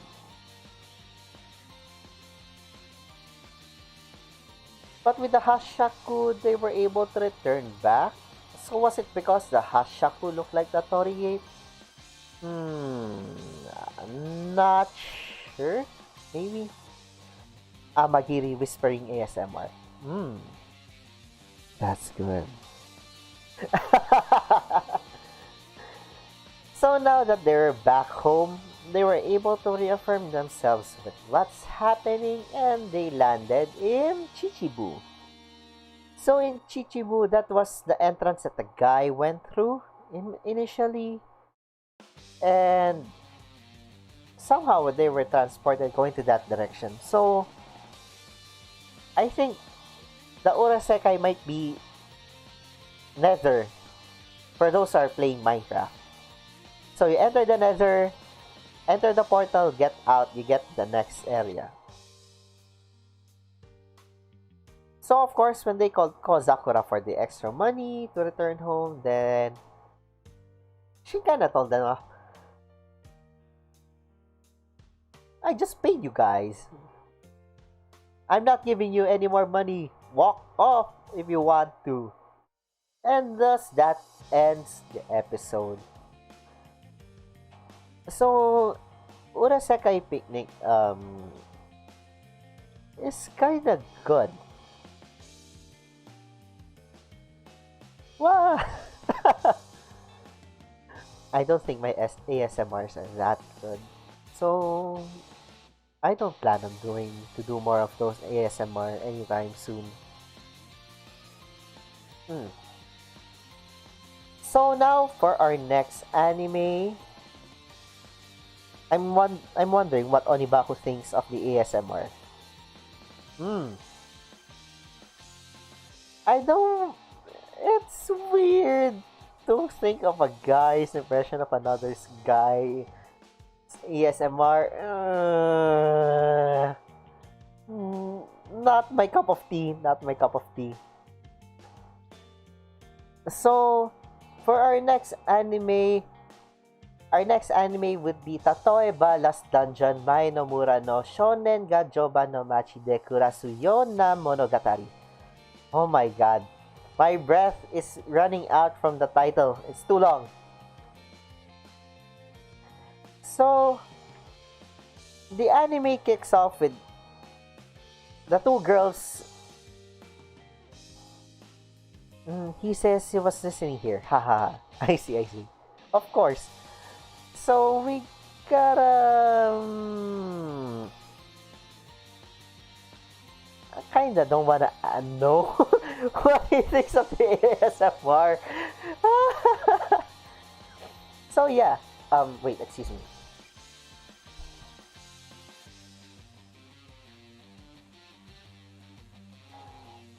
So, with the Sanbaka trio or Celine, the mercenary girl, and whatever the dude's name is. So, the Sanbaka trio, Sanbaka din trio, they were looking for Lloyd as they can find him in the academy when they had the hopes that he would ace the exams easily. So they were kind of confused with the situation around them. No worries. It was just funny to me. I know. So the academy kind of started handing out flyouts to the missing princess to everyone. So in this anime, the person who can find the princess will receive cash, promotion, benefits, or any other wishes granted within reason. I wanna be Duke and marry the princess and be king of this kingdom. Ha ha ha ha ha ha ha. Ha. I wonder if that's still within reason, but yeah. So since Lloyd kind of failed the examination, at least he's still determined to stay so that he could retake the exam for the following year. And of course, since this grasshopper was being in the way, they always get flown off in the air. Oh my god. This anime has a lot of comedic twists to it as well. So, for those who are looking for an funny OP anime character, this anime is one of the things that you should look out for as well.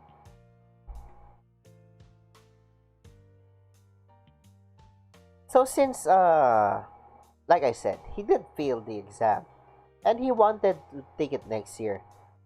So since he didn't want to be a bother to Maria, he took the job as a cook, which is found on the poster in the middle. I wonder if you can see my mouse.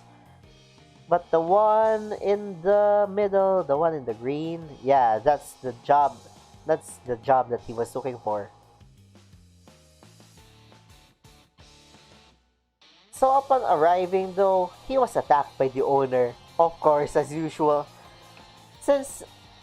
Ever since episode 1, they say that he was giving off this big vibe of being someone so powerful, so OP that everyone gets tense or gets their guards up. So, yeah, the owner might be thinking that, oh my god, he must be planning on assassinating me or extracting my information. I am the royal guard, the captain of the royal guard. He must know I must be that person. I gotta stay focused. And, along those lines, and then he kind of gets his guard up for no reason. Well, not exactly for no reason, but you kind of know where he's going to. Grasshopper.png. Yes, the grasshopper is kind of like the fun in this anime, and I think this anime is quite good. Of course, Lloyd's real intention is to be a cook. Then said they kind of get into the wrong banters at the wrong time, and I think this is funny. So, upon checking out Lloyd's examination sheets, well, it looks like he was messing around. This is a mouse. What do you think? I think this is a mouse. It might be a cat. So it depends on the art. Is in the beauty lies in the heart of the beholder.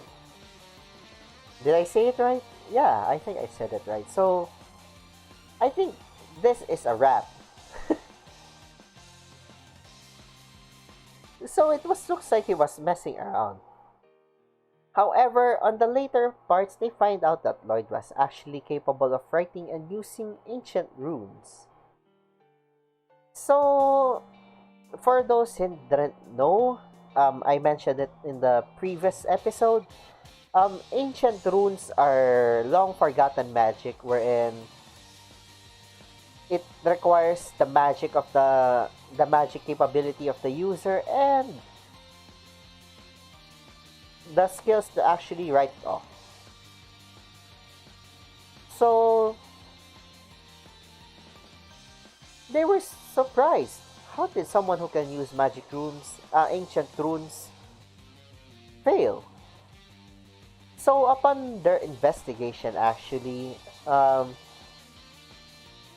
Melanto, whatever his name is, kind of made a a yaoi interrogation on one of the examiners, and they kind of thought that the one who did the damage on the dummy was the previous one who took the exam before Lloyd. So they thought that this kid kinda didn't do anything, and rather it was the dude before him who probably did the damage. So, of course, that said, they failed him.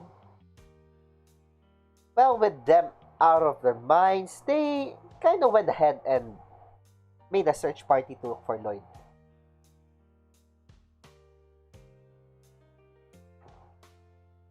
For Lloyd's exam in the kitchen,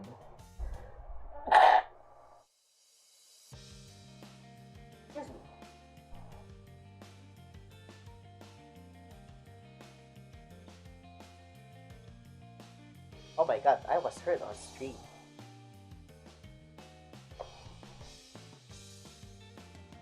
So anyway, upon taking the exam for the kitchen, the owner was still kind of being a dumbass and doesn't wanna think that Lloyd is actually looking for a way to kill him, but definitely not. Definitely not. So since Lloyd was able to cook a delicious meal, and the guard kind of thinks, I gotta watch out for this dude, and Lloyd passes with flying colors, and now he's Soma. No, he's not Yukihiro Soma, but yeah, you get the point.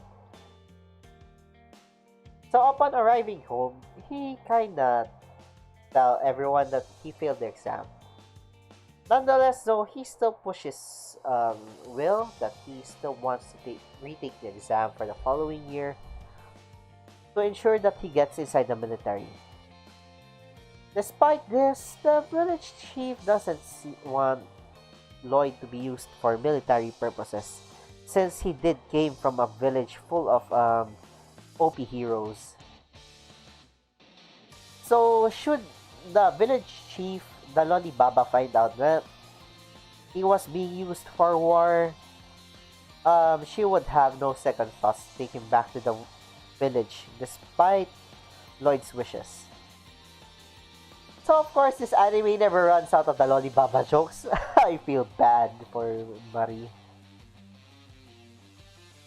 So, upon the conversation of searching for Lloyd, the two idiots were kinda surprised that Lloyd was actually working in the cafeteria, and the fun of spitting food actually happened. So, of course, the owner, Chrome, Chrome, let's call him Chrome for now, decides to tell them that about his tale and experience with Lloyd. So, speaking of the search for Lloyd, it seemed to happen that Celine was actually interrogating someone to find out the location of Lloyd. Although she kinda ripped out the poor man's chest hair. So the noble here, this idiot Alan, says he wanted to protect the reputation of the nobles. So when he offered a duel to Celine, well, he got kind of fended off by the belt. And then, of course, her seeing the belt protecting her, oh my god, this must be definitely Lloyd's protection. Oh, my hero! Or something along those lines. Then, of course, with them arriving at the scene, Celine kinda told the troublemaker that Lloyd is protecting me, and that said, Lloyd, fight him. Fight him to show him that you really care about me. So with Alan being an idiot, AVA. Yes, try hard. Let's try hard being as well. So yeah, um, the three idiots kind of came along as well, and then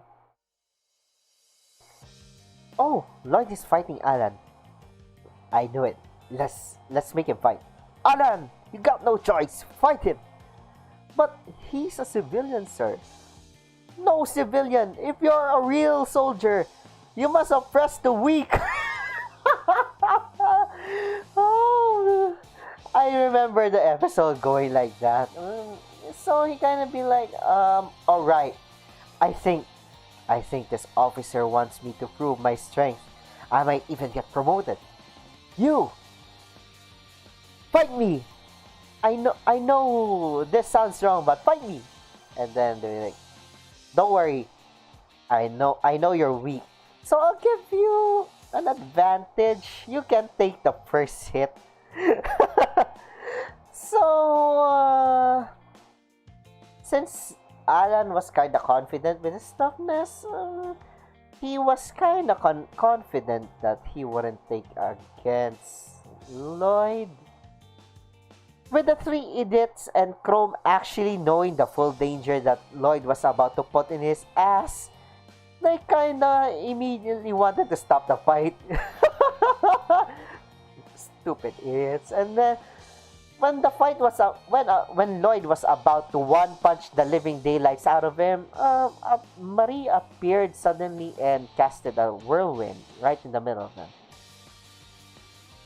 So Marie took Lloyd and went out of the place.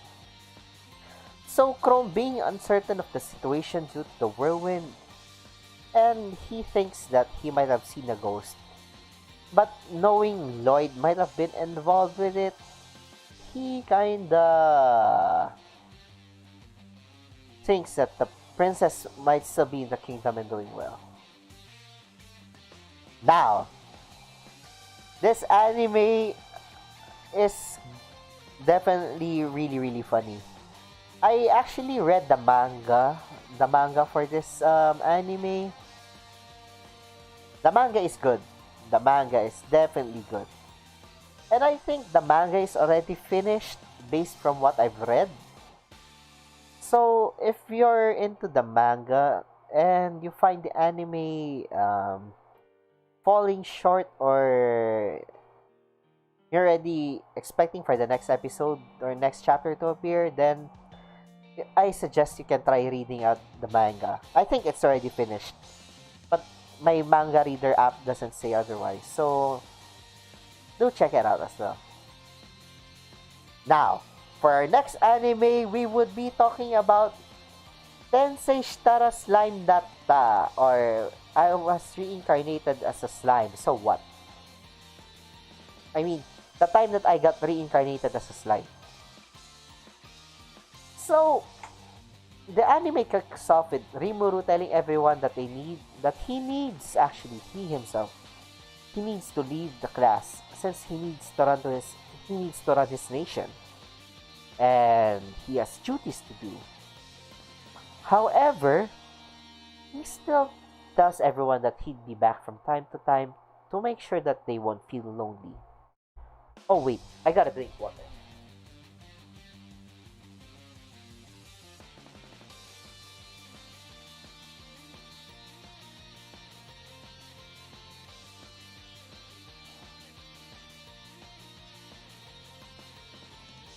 So, I am back. Thus, he tells his class that he definitely enjoyed his time staying with them. So, the usual teacher phrase, "Hmm, Gambaro shokun, soshite gambate," or whatever, how it goes. Enjoy your time and study hard. So this is quite a good way to start this season right off the bat. So at this point, Rimuru finally takes a few minutes more about the flashbacks about the experience he had during season 1. Man, as if 24.9 didn't happen. Holy hell. So after this short flashback, the opening song finally plays. So the opening song is called Ah, the opening song is called Storyteller by True. So it seems that Element's Garden is also responsible for the composition of the song. If you listen to the music closely, you'd find hints of their composition, especially the progression of the music. Um, I wanna kind of play the part where it shows the transition, but I think it's dangerous. But I'll try to let everyone listen to it so that you get an idea on what I'm saying.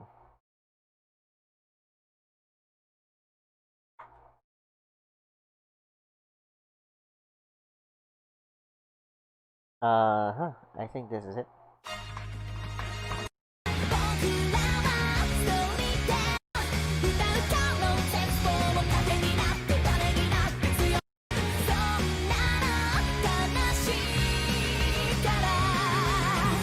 That one.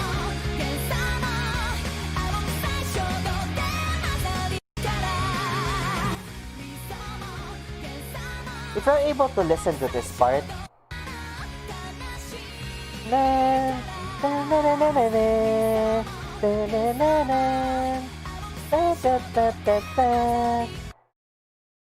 then yes, you would be able to recognize immediately if you're an avid fan of music that this is Elements Garden's composition. So, for those who aren't aware of Elements Garden, um, they're actually one of the composers who makes music for Bang Dream, the anime and game, and also Love Live. So, They also have their own compositions for other animes. They've worked alongside with other artists like Jam Project. So if you get to have a song by Elements Garden, then you know it's bound to be good. So where was I? So with here we're actually having Rimuru to start off goofing around to kill his boredom. He was actually waiting for Shuna and Shion to bring him clothes to wear for his grand speech, which will be held in the Grand Square. Of course, as the leader of the nation, he wanted to make sure that he has to look good and respectable, of course. So that said, he kinda does a lot of cosplay for this part of the episode to test out the clothes that were given out to him. No, it does not include this box. So in here, Rimuru finally gives a speech to everyone about the delegation and what future it would hold should it be successful. Of course, being the goofy slime demon lord that he is, he still makes a lot of gags throughout the anime. But still, never forgets to talk about what is important to everyone. Of course, everyone is moved by this, and of course, Gabiru's expression is funny as always. Ah, Rimuru-sama! My God. So with everyone having a few days left till the delegatees or the representatives of the Eurazania nation to arrive, so everyone was doing their best to make sure that everything smoothens out properly. And of course, Rimuru explains to Yom and company that they would be part of the team that would receive the delegation party from the other side. Of course, being above average humans, having demon lords come and go left and right kinda makes them hard for them to chew. So of course, this is an isekai anime, never forget the fan service. Well, I'm not showing that fan service here anymore, of course. I already showed it back in the previous clips from the previous anime. So, of course, finally the delegates would arrive with Albus as the leader of the delegation. Man, she's hot.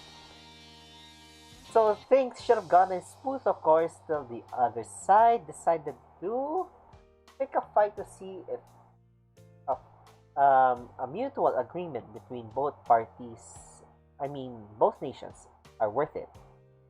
And of course, a friendly match happens. So the battle here would be Sophia versus Shion and Yom versus Crucius. And thus, the anime ends there with, of course, Rimuru actually being the mastermind of the fights that were happening throughout the anime. So, I'm honestly excited for the next episode. So, by the way, so the ending song of this anime is called Story Seeker by Stereo Dive Foundation.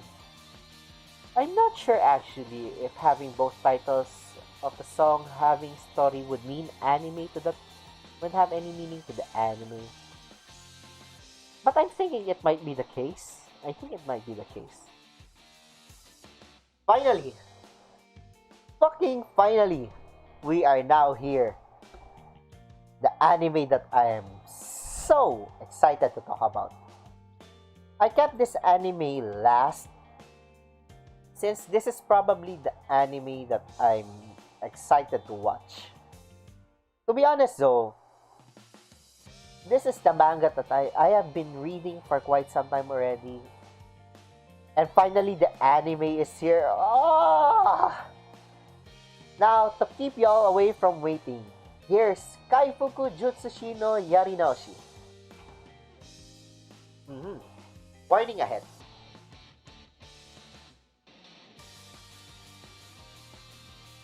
Before I start talking about this anime, So depending on where you watch, this anime already has a mature audiences rating in the Japanese television. So that said, a word of advice. Do not watch this anime if you're not into explicit anime. You have been warned. You have been warned. So I strongly suggest that if you're not into this kind of anime or not yet allowed to watch this anime, then you can skip this anime now. Going once? Going twice? Really sure. I warned you, so let's go.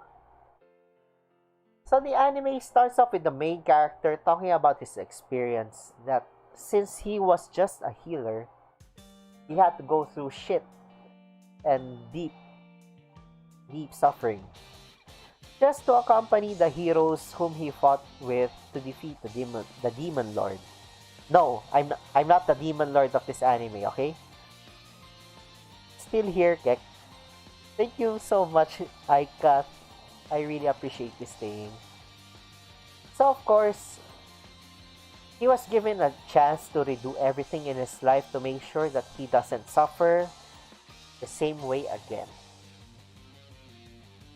And then, of course, the opening song kicks in. So the title for the opening song of this anime is called Zankoku na Yume no Tonemure by Minami Kuribayashi. For this song, for the title of this song actually, the title is quite accurate for this anime. The English title of this anime would be The Cruel Dream and Sleep. So, should you be aware of this anime's manga or light novel, you'd be able to understand the essence of this song for this anime. Well thought. My pleasure. Doki doki! So, based from the opening song though, it would seem that the anime might go beyond from what I've seen from the latest update from the manga. I hope to see if there are any deviations that might go through the anime and manga. Of course, I won't be discussing what happens in the manga, since this would be only about the anime. So rest assured, anime-only watchers, I got your back. I got your back. So the anime kicks in with Keiaru waking up from a nightmare. So the main character's name is Keiaru. So he always dreams of becoming a hero since he was young, so that he could save his village from attacks and possibly his poor status. So since he isn't an adult yet, he still doesn't have the specific choice on what he wants to be. Or like, I guess he isn't sure yet of what he wants to be in the future. He doesn't have any Shorai no Yume toka. So, however, all he wants to do is actually just to get a proper job so that he could repay his older sister who took him in as a child. Well, actually, Keiaru was an orphan and her parents took him in, and since her parents was gone, she was the big sister who was taking care of him, which is sweet.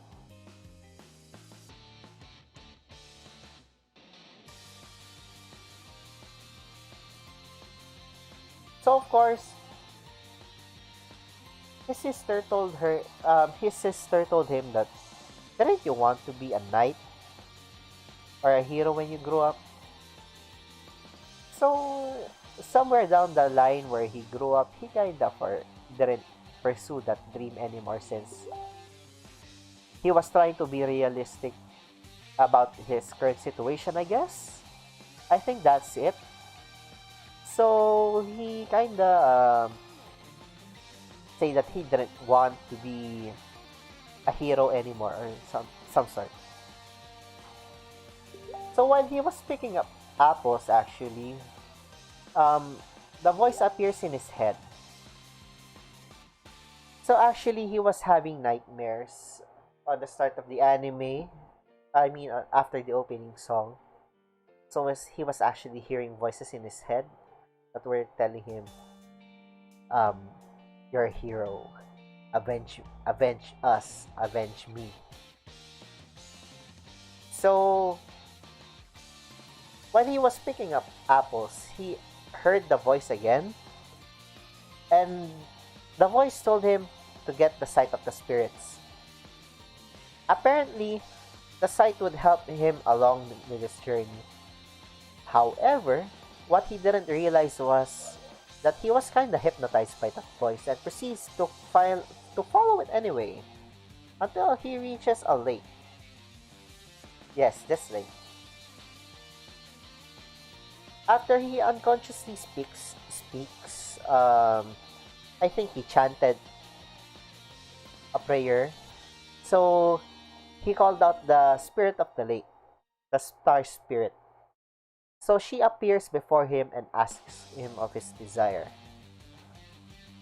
Then his controlled body asks for the sight of the spirits that sees all creation.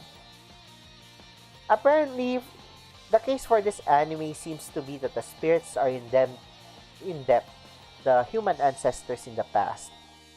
Thus, they're willing to help them in their wishes. There are actually some instances in anime wherein the spirit does not immediately help the humans. So, some of them may be angry, or some of them may even ask for something in return. So, good for Keiaru. This doesn't seem to be either of the case. And he got the help of the spirit.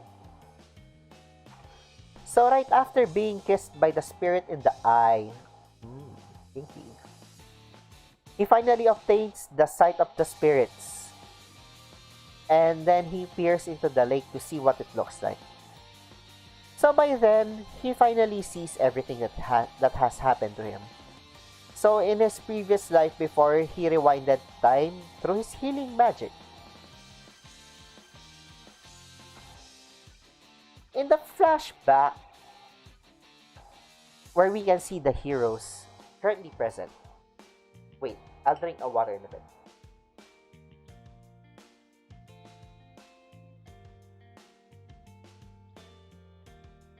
So, the three heroes alongside him would be the magic hero, the sword hero, and the bullet hero. But I remember the manga calling this canon hero. But let's see, it depends on the translation. Or depending on the author, what name to actually give it. So they're currently at the last part of his life, wherein they're in the battle between life and death against the current demon lord. Don't worry guys, I didn't turn into a cute anime girl. I'm still me. Please. So with the fight happening, it appears that the heroes they had an advantage over the demon lord. Well, of course, they weren't able to deal much damage, and they kind of get hit with a one shot. That's gotta hurt. Since, of course, he is the healer hero, he could, of course, heal himself to safety, or even revive the fallen warriors on the battlefield. So the healing abilities that he has is no small feat, to be honest. If I were to compare it with another anime, so his healing abilities is similar to Shiba Tatsuya's regrowth magic from Bahoka Koko no Retosei. So, the sad part about it is he also gets the side effect of the regrowth magic from Tatsuya. So he also experiences the same pain as the ones that he is healing, and people with weak minds, they kinda get a breakdown from it. So, since he kind of experiences negative effects after healing someone, he kind of starts talking about the abuse. So this anime actually talks about abuse as well. So he talks about the abuse he has experienced during the time that he was with them before fighting with the demon lord. Well, since he was being abused by everyone in the party, rather than healing all of them, he actually steps up and fights the demon lord instead. So there's a difference between in between Keiaru's magic and Tatsuya's regrowth. So if you ask me, Keiaru's healing abilities are definitely more OP than Tatsuya's in every way. So for Keiaru's abilities, he has the following types of healing. So he has the copy heal, wherein he can copy the abilities of the people he heals. So improved healing. He could change the form of his flesh and even the muscle structure to ensure that his body could tolerate the stress caused by fighting techniques he uses. And of course, my personal favorite, destruction healing. So this third healing ability is weird. So he could revert or even abnormalize the composition of almost anything he touches. So it includes magic abilities and flesh. So actually, for the extent of what magic he could revert or abnormalize, well, sadly, even the manga has not explained it at all. God damn, talked about OP healers literally. So before the defeat of the demon lord, she actually, however, admits that she failed to protect what she couldn't protect the most. So that said, Keiaru confidently told her that he shouldn't worry because he is about to restart again. So thus, he obtains the heart of the demon lord, the philosopher's stone. I don't think I have a philosopher's stone on my body. Yep, I don't think I have one.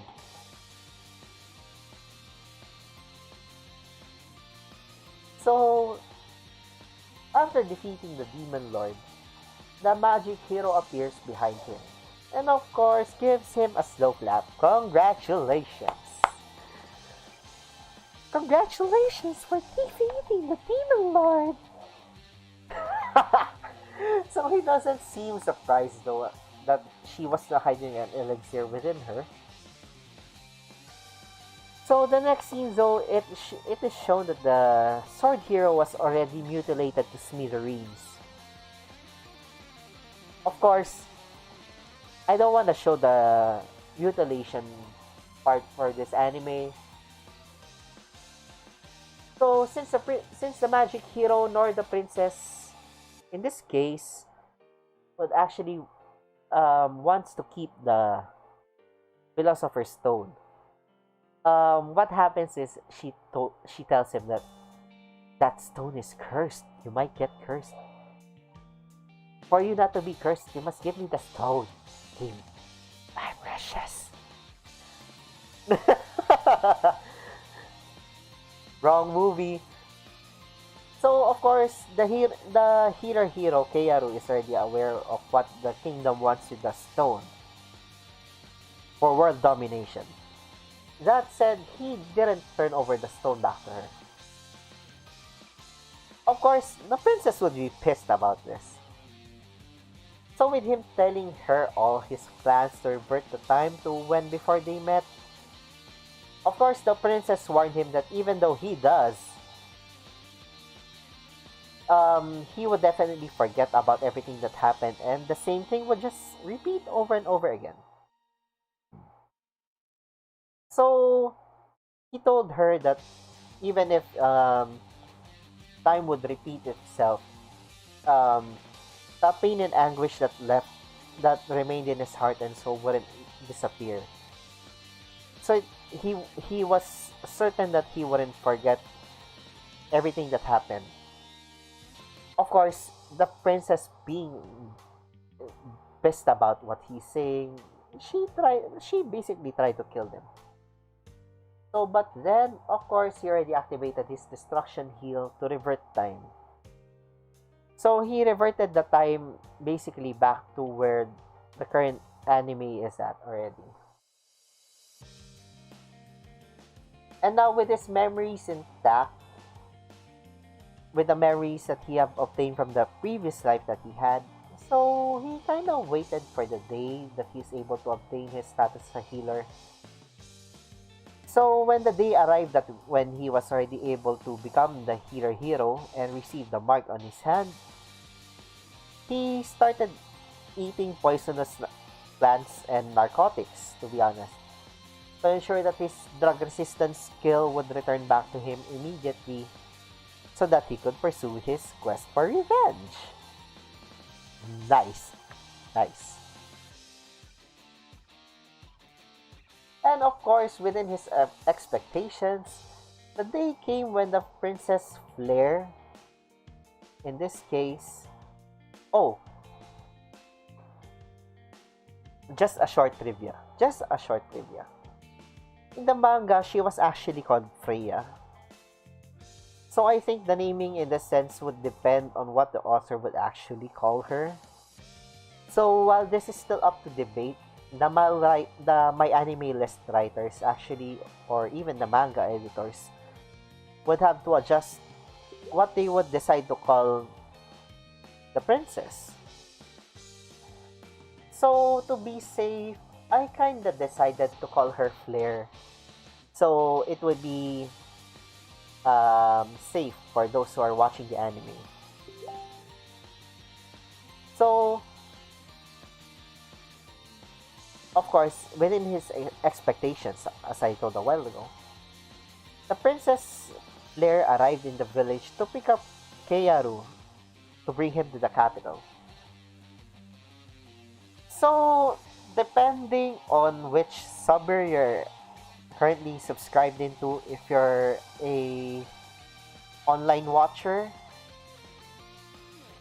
so you'd see the subtitle, it's gonna say that symbol card in your left hand, but he shows his right hand. So upon listening to the original Japanese lines, Flare actually says migite, so it means right hand. So I apologize to the subber group, but the subs kinda need proofreading before you proceed with the next time. But wait. Don't get me wrong. Don't get me wrong. I sincerely appreciate all the hard work that you've guys been putting into with this one. And without you guys, the anime community who relies on English subs would be having a hard time to understand or even enjoy anime. So thank you guys very much. And I hope you don't hate me for this. At the time when Claire was actually talking about actually after that Claire actually of course invites Keiaru, and Keiaru is already able to travel with her going to the capital. So at the time when Claire was talking about the royal capital, Keiaru already knew that deep inside with his previous memories that the capital was actually a demi-human village. And what the humans did was they actually tore the village to the ground so that they could establish dominance over the non-humans. Of course, since he wanted to exact his revenge on the ones who did him wrong, he kinda had to, no, not kinda, he actually had to act his way through until the time is right. So when he arrived to the king, in front of the king, and to introduce himself as the healer hero, he kind of made a mental note on himself that the king is actually a monster. So in this case, he believes that the king is actually very, very OP for his current status. So he kind of also indicates that the king might be more capable on the battlefield actually compared to other people. So I think it might be the reason why he is the current king of the land. Although I'm kind of surprised that he isn't actually the kind of king who would be fighting on the front lines. Something like Arturia, Saber from Fate Stay Night would do. But then again, he is a king. So fight for me, Daves. Fight for me.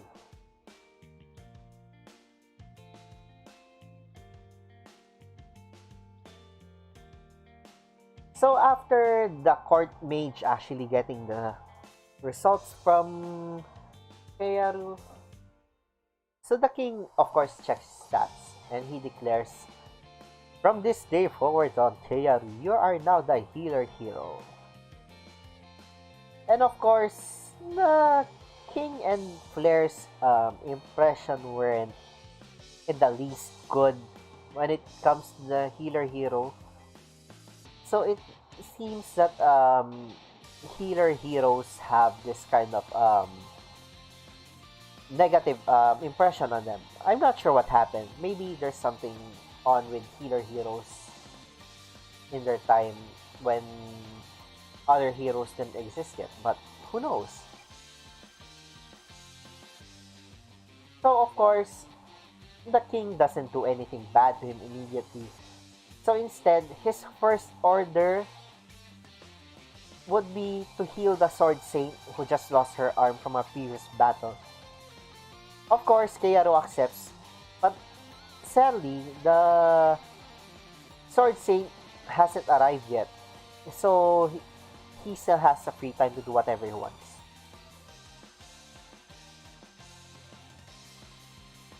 Hmm.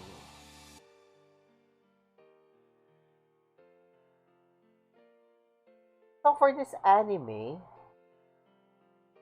they say that heroes are someone who are born with special powers. And they say that should someone get mm, the essence of a hero, they're able to unlock the limits of their abilities. Well, the essence doesn't kind of end with saliva, so there's always that option. And this anime gets a lot of fan service. So, I didn't add them. Just to be safe. So, finally. So, when the Sword Saint, Krylet, I'm not sure how to pronounce her name. Krylet, not sure. So when the Sword Saint arrived, of course, they made a short introduction about each other, that she's the Sword Saint and he's the healer hero. Of course, he now proceeds to restore her lost arm.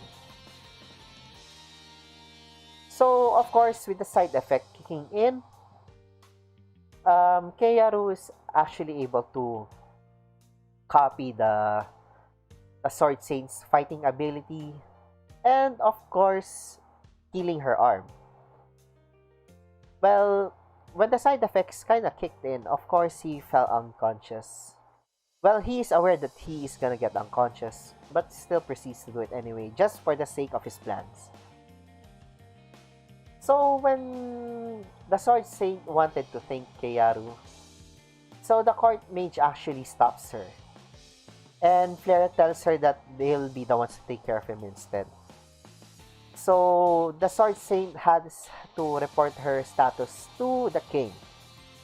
To tell the king, I got my arm back.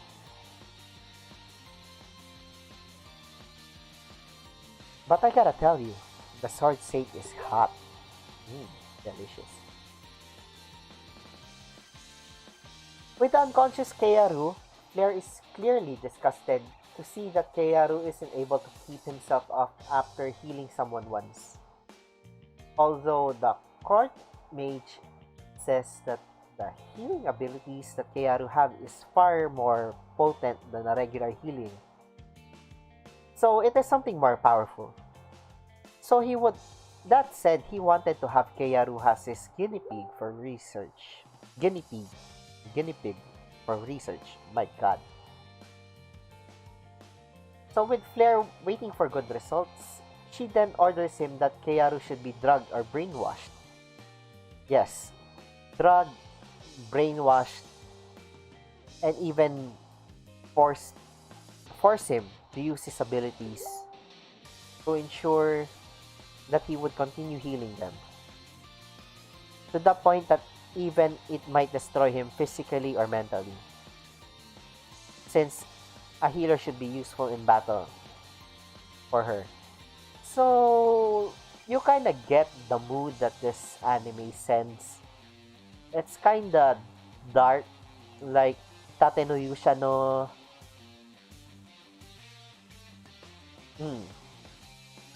Tate no Yusha. So, the dark vibes in this anime and in Tate no Yusha is kind of similar. But this anime is a bit more morbid, to be honest.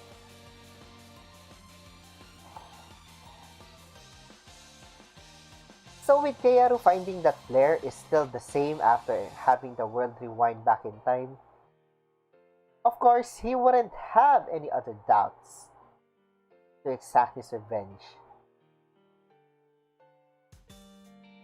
Now guys, I want you to take a look at this picture. And I'm sure you guys recognize where this look is. Yes, Japan. We all know that look. So you kinda sure you gotta find out or know where this is going. So I'll be turning that off. So this is the end of your weekly anime stream. Oh my god, we reached 2 hours and 40 minutes of me talking. It's been a long journey. Writing hentai protag, yes. So yes, this session actually took me 2 hours and 40 minutes. I didn't expect it to be this long. I didn't expect that it would take this long.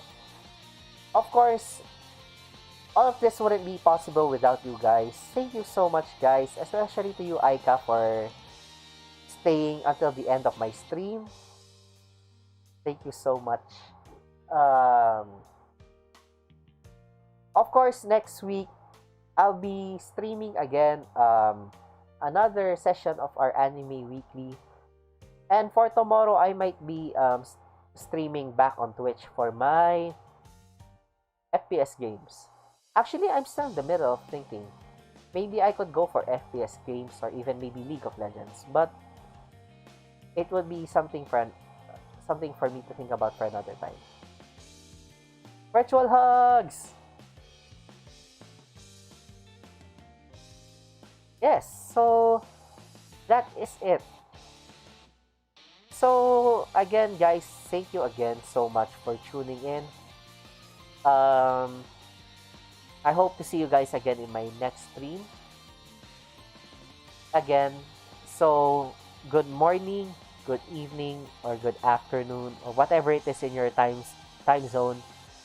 This is your one and only Demon Lord, Kurokami Amagiri, signing out. Good night.